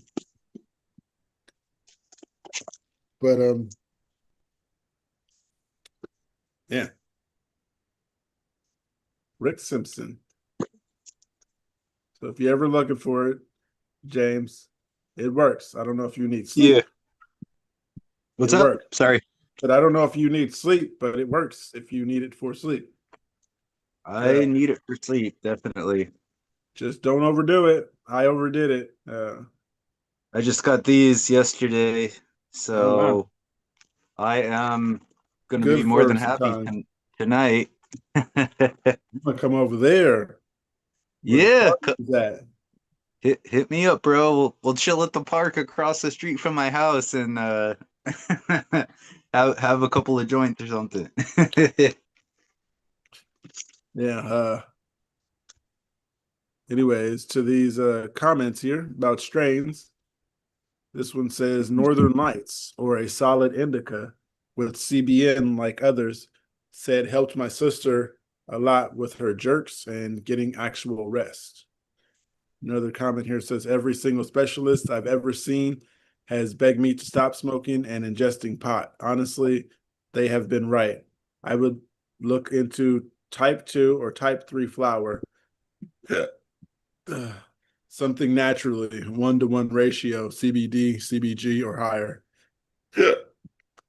Another one says, I make green dragon tincture with a Charlotte's Web type of strain. Look for a strain that has 50-50 THC CBD. Yeah, I don't know what all those CBG and all that stuff means. I just want some weed. I start go to dispensary. They're like, what do you want? Want something that's going to help me high enough to fall asleep. And Yup. if it works, I'll let you know. If it does not, I'll let you know. That's Never really go in the club. I'm like, ooh, I want that one or that one. It's usually like, if you guys know more than I do, then just tell me what's good. I want something for sleep. I want an indica because obviously that's something that's going to help me feel good. And Feel like I used to know this stuff. yeah, I don't remember all of CBGs, them. that's I think somebody said it at one point in time. CBG, isn't there like some CB alpha or something? CBA? I don't know. there's Delta 9, but that Delta, has not alpha. There we go. CBD, CBG, and THC. Oh, nice. That's what I do over at Lemonade, Pookie. I just go in there and like, oh, what are you looking for today? I was like, well, I just want to vape for casual, but I also Want to be want high? something else for my, the pain I have with my pancreas, something to take away pain, this and that. And they're like, oh, here's this one, here's this one. I'm like, all right, cool, thanks. See you later. Right. Everybody's so picky these days. I'm just like, give me something to get me high and make me eat and sleep. Exactly. You find something that has all that. Yeah. I haven't complained because everything pretty much works all right. But in these comments, somebody says Blue Dream. Someone says it's all dependent on the state since it's not shipped over state lines. But any Kush diesels or purples make me tired. Good to know. Another one says look for any indica. Make sure it is high percentage of CBD too. I always want to look into this every time I hear about stuff like this, but it's going to make me buy some stuff that I don't need. Another comment here says it's all dependent. Oh, I read that one. And the last comment here says oh, no, I read that too. Well, that's over. What's your favorite strain? It was a strain called Carolina Catatonic. Huh. My favorite strain is like some sour diesels, old shit, some basics. Somebody be like, let me get some purple. Didn't have a name to it. It was just purple. It was Carolina Catatonic was a backyard hybrid of some sort that they just gave a name. That had I haven't heard of that before. It did have Charlotte's Web in it. What is Charlotte's Web? I keep hearing that. I think I read that. Charlotte's Web is a CBD strain that was specifically bred to help with people with epilepsy. Oh, wow. Yeah, didn't somebody name that after his daughter or something? I don't know. I always just thought Charlotte's Web and thinking that spider, but well, there's the book that's called that, but no. I live in Charlotte, so I don't know. You never heard of that book? Didn't you read that in like second or third grade? Yes, it's about a spider. Yeah. I know about the Charlotte's Web. I just also happen to live in Charlotte. Oh, yeah. God damn. ice. They had an operation here that it was called Operation Charlotte's Web, and oh my God, it made Oh, well. so much of us sick. Oh, you're probably right by the racetrack, huh? Oh yeah, that's up in Concord or near the Concord area, near the Concord Mills area. Yeah. I got something. It says, "Is this epilepsy?" Hi. So my partner said I should post my question on Reddit, since there might be people who have had similar experience on here. I am biologically a woman. I identify as non-binary, but I think my reproductive organs can still be important because of hormones. And I am 27 years old. In the last 2 to 3 years, I have been experiencing something that could be considered atypical seizures. Basically, what happens is my eyes start rolling back in my head, or just up sometimes, or just so it looks like I am looking up. It's painful, and normally I feel pain behind my eyes. And the next day, this usually occurs twice or twice or 3 times a week, but also stopped for a few months when I started taking pills for epilepsy. But also, after a few months, it started again. I have tried wearing sunglasses wherever I go and never go inside when there are concerts and clubs where I go to for drinks. My partner thinks it's the lights. I usually drink 1 or 2 small beers in the span of 3 to 4 hours.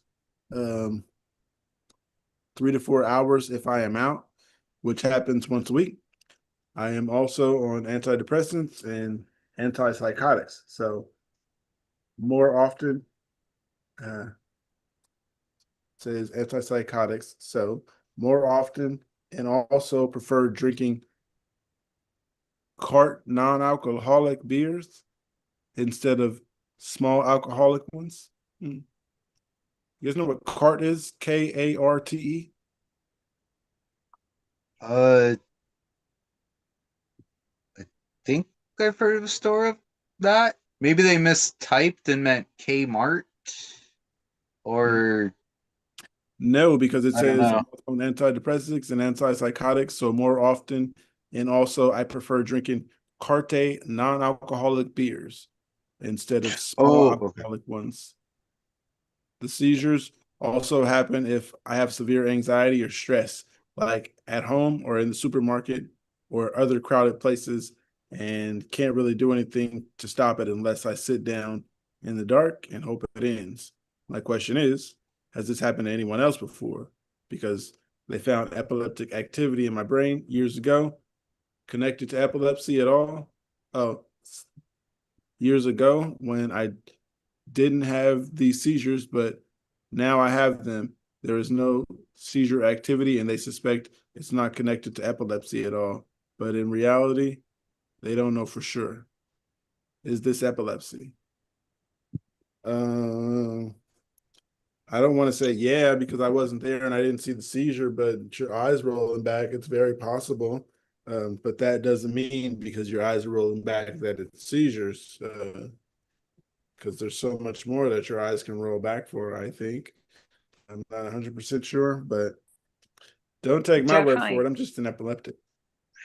definitely sounds like they need to get a second opinion, and possibly they need to get a longer EEG. Or an EMU. Oh yeah, an EMU would be a You, longer EEG. you you know what those are, right, Toaster? Yes, I had an at-home one just the other week. Yes, I know. I remember that. I was being You were being sarcastic. facetious, so was I. Yes. But in I'm terms of I'm it still mad being, at you for getting to do it at home. and in terms of it, at the very beginning of their post, they were wondering if it was tied to them being biologically female. possibly there is something called catamenial epilepsy, where epilepsy will flare because of hormones during times of menstruation or near that. So there could be a connection, but you would have to the seizure diary it out to see if that is a connection.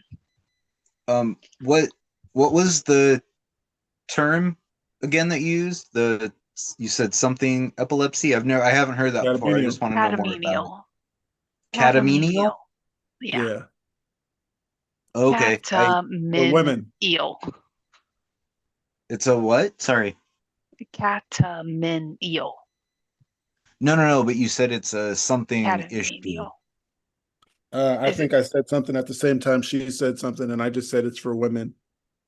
Oh, God. Yeah, that's right. She said it's a something issue, and then I didn't hear the word in the middle. So I was just, asking what that was. My I think bad. she might have said hormonal. Yeah, Not sure. hormonal time, usually around the time of menstruation, Oh, okay. Okay. I guess that's why I ovulation, don't know stuff like about it that. then, right? There's hormonal changes. There's Catamenial Yeah. universe on Reddit.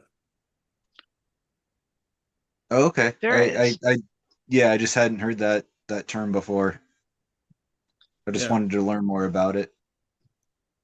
Go to Catamenial universe and pretty much see what the women talk about epilepsy. You might not know until you go check. Because I haven't went to check yet, and I don't know what's going on. I Yeah. wouldn't be I think if you go surprised look, if you might there's a find few out. more non-binary people who experience catamenial. Non-binary is Just not I don't want to be them. wrong. Is that It's like my sibling. Huh? It's like my sibling. Not male, not female, doesn't really identify as a man or a woman, kind of Oh. in between. And That so they use the they pronoun. Yeah, that's pretty much what I was gonna say. Is just somebody who doesn't pick a specific gender or doesn't care about it. Or feels attributes for both. Yeah, Feels connection exactly. to both. I don't care your age, your gender, anything like that. I'm just like, you're a human being, so I'm gonna fucking care about you. It doesn't mean that I'm not gonna be like, oh, this is a girl, this is a man. Like, I don't give a shit about that. Like, I just give a care that you're alive and that you're a decent human being. So yeah, sorry, that was too much. You're all right with that one. Yeah. What was that? You're all right because everyone matters. Yes. Mm-hmm. Is it wrong to say that I don't understand the reason for the non-binary thing? It's just like, just say you're human. You don't have to specify. Are they like asking to put that on an ID? Like, what's the reason for that? Because they don't feel comfortable being called, hey, lady, when I'm not really feeling lady today. Or don't want to be called, hey, guy, and I'm not really feeling guy today. I'm there. That's that's what I do at work too, because like obviously see ton of boys, ton of girls. So I just stopped saying that stuff. I was like, hey buddy, oh hi my friend. Like, I just use something that's, a non gender type of thing. Just everybody's equal. So if you just get used to It's saying for those type of words, then it doesn't cost me anything to change what I say to make them feel more comfortable. exactly. I mean, in public, if I don't know the person, of course, I'm gonna be, hey, ma'am, I say ma'am naturally. Oh, well, I Um, do too. I say ma'am and I sir don't know. naturally. I don't know what her pronoun is when I'm just the average person. If I seen her in And the grocery store, I'm still gonna say, "Hey, ma'am." what Is she I gonna jump know and be like, "Hey"? what I know about lots of non-binary people is first time someone says, "Hey, bro," and they will say they'll either just roll with it, or if they know you, they will say, Mhm.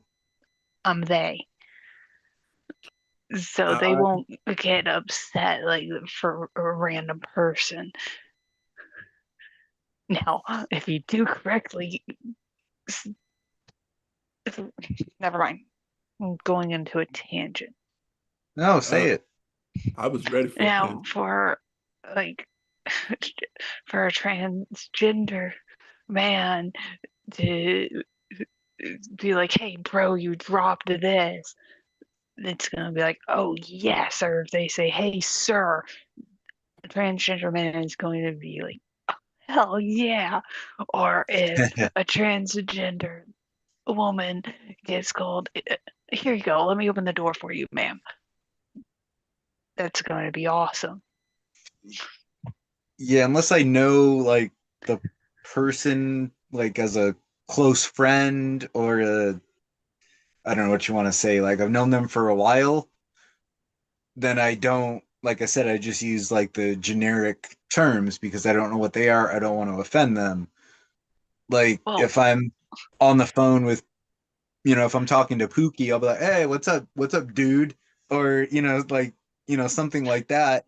But I don't know what everybody is or what everybody feels. So unless it's somebody I'm not close with or somebody I am close with, then I'm not going to use that type of terming, I guess, with them. I'm being called. Okay. I think people when you just say people just be human. Everybody's human. But if Yeah, someone that's were what to I was get saying earlier angry, is if someone were to get angry that I just called them, "Hey, ma'am," or something, that's the part I don't be understanding, and I don't want to offend anybody. Um, but yeah, I always do that wrong because there's uh I don't even know how to say it correctly without offending anybody. Uh, it just it's just me, man. Just say what you want. man, we are live on the internet. I'm trying to think of a way around. I don't Oh mean yeah. to say it, so anybody watching that thinks I'm being offensive, what I'm trying to say is, ooh, I lost that one. Good. Yeah, I really forgot, so I can move Something forward. about saying ma'am or sir or Oh man, you're just gonna take me back to saying it. Uh, well, I mean, if you don't want to, don't. oh, I'm not I forcing you, have. but I'm just saying you can say it to me. I'm not gonna be offended. Oh no, I was just gonna say I have called um girls that I don't want to say want to be boys. Is that the wrong way to say that? Or girls that dress like boys. I've said Yeah, dude. Okay, I yeah, go. said girl or I said her or whatever. Uh, no one's got offended at me so far, but I can see what Toaster's saying. Yeah. They want to be seen as, I don't know if she said seen as, but referred to as the opposite sex. Uh, this is a conversation for someone here who understands, and I don't understand. And I can get offensive when Yeah. I don't understand. So we're just gonna stop that, Well, stop explaining because yeah, it's I not getting anywhere. was gonna say two things. One, because of how I mean, when I show up on the chats, I get home from work, whatever. But how I normally dress, with the vest and the tie, a pocket watch on. I have had like in the past like dudes, hit on me and then like I'm just out at some place. I'm like, "Hey, what's good, this and that." And then they end up yeah, thinking See I'm tonight? like I'm not straight. So I'm just like, no, I'm all good on that, bro. I'm not, that's not my thing. And then yeah, when I was at the hospital last week, there was like this person that for the first 2 days I was there, I I was like, that's a dude. That's a dude. But then like when we went like everybody, went outside to just get some walking in and everything, I was like, that's really weird. Like that dude has, like a chest. I was like, damn, that must be like just a health thing or whatever. And they were missing a tooth and they had like this super raspy voice. So I just everything about him, like I thought it was a guy.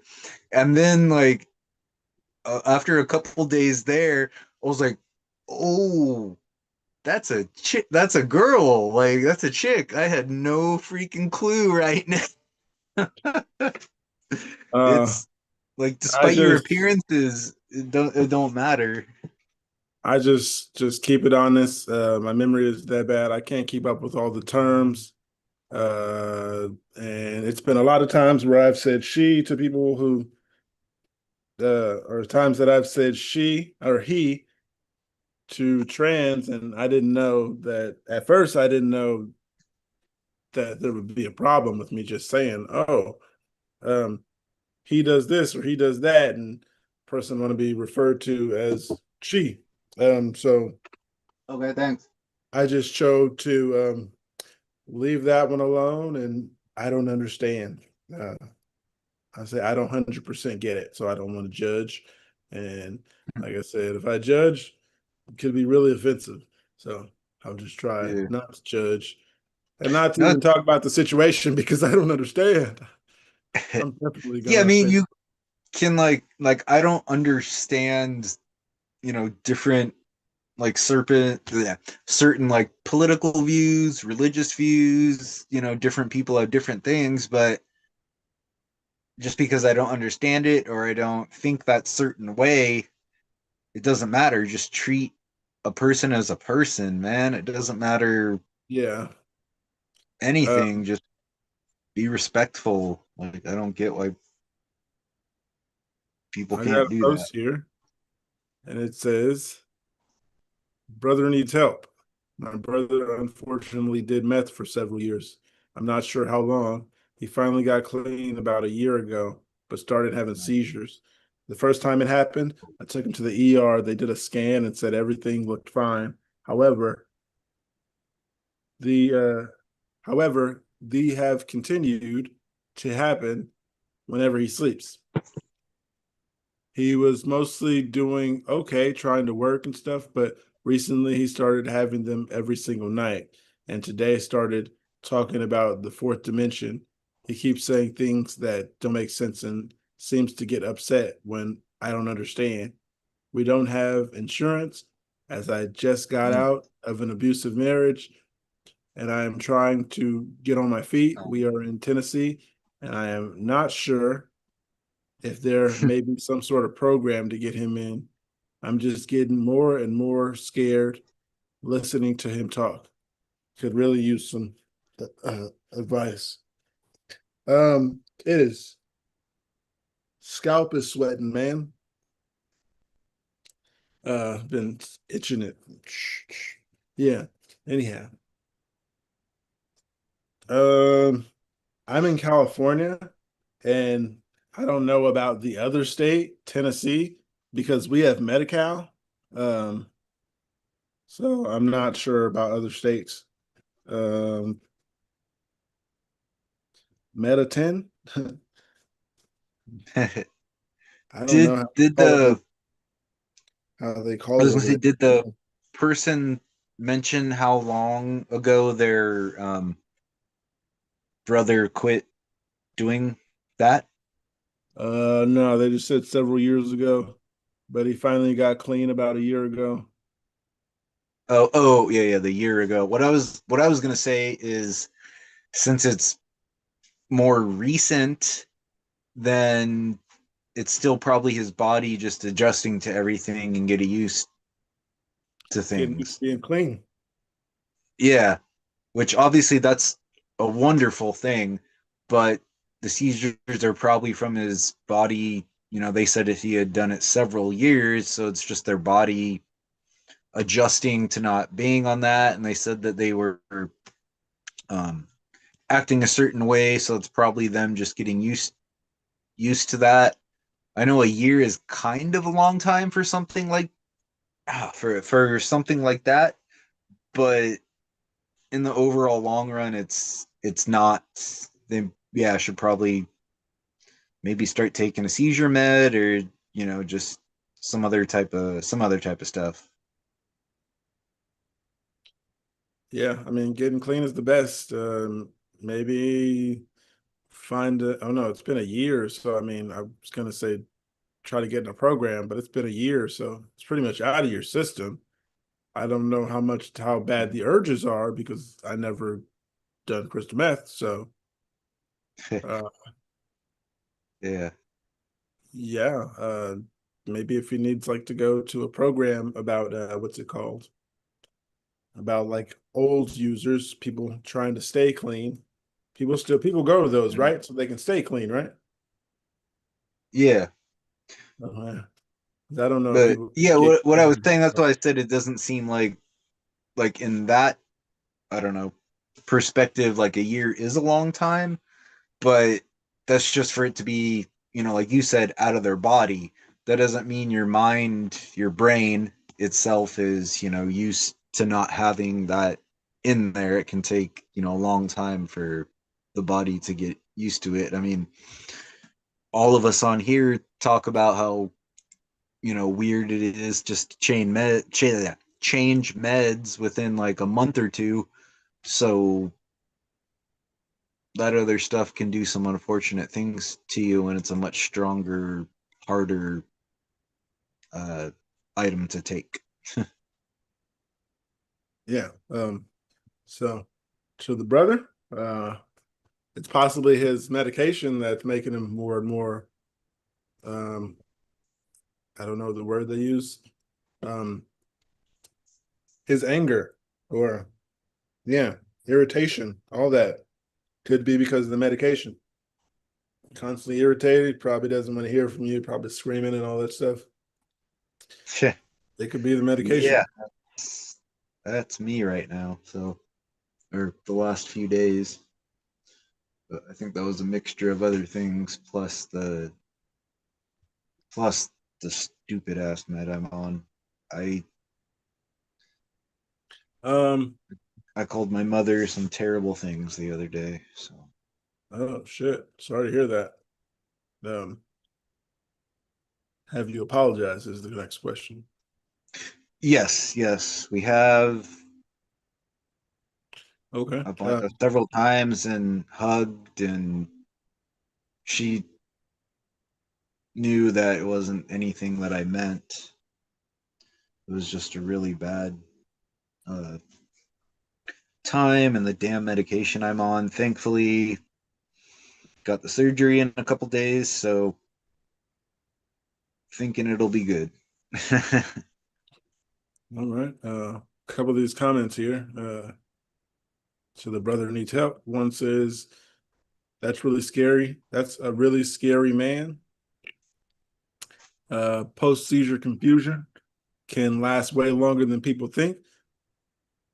Specifically, if he's having them every night, the brain needs to rest and he's getting hit again before it even happens.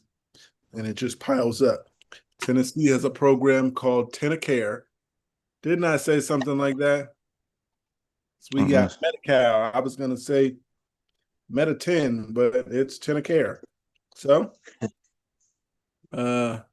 might be worth checking out if he qualifies. Some hospitals also have charity care or sliding scale payments if you even got no assurance. Don't wait on this. Oh, man. Another comment here says, unfortunately, the Epilepsy Foundation won't help until there's an official diagnosis of epilepsy. But once you have that, they have caseworkers to help manage care and other things. Sometimes they can even help you get a job that's workable. And someone with seizures, lots of work from home jobs, for example.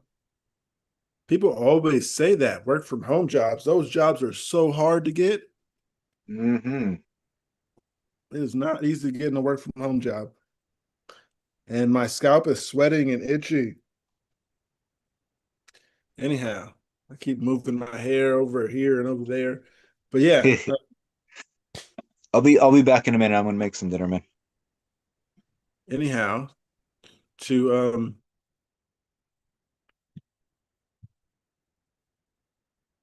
we're still alive, and it's been how many hours? 6.5. Think we might end it here for whoever is still watching. Um, had a great day, you guys, and yeah, check with us in the morning. We're gonna be doing the morning show. It's gonna be freaking awesome.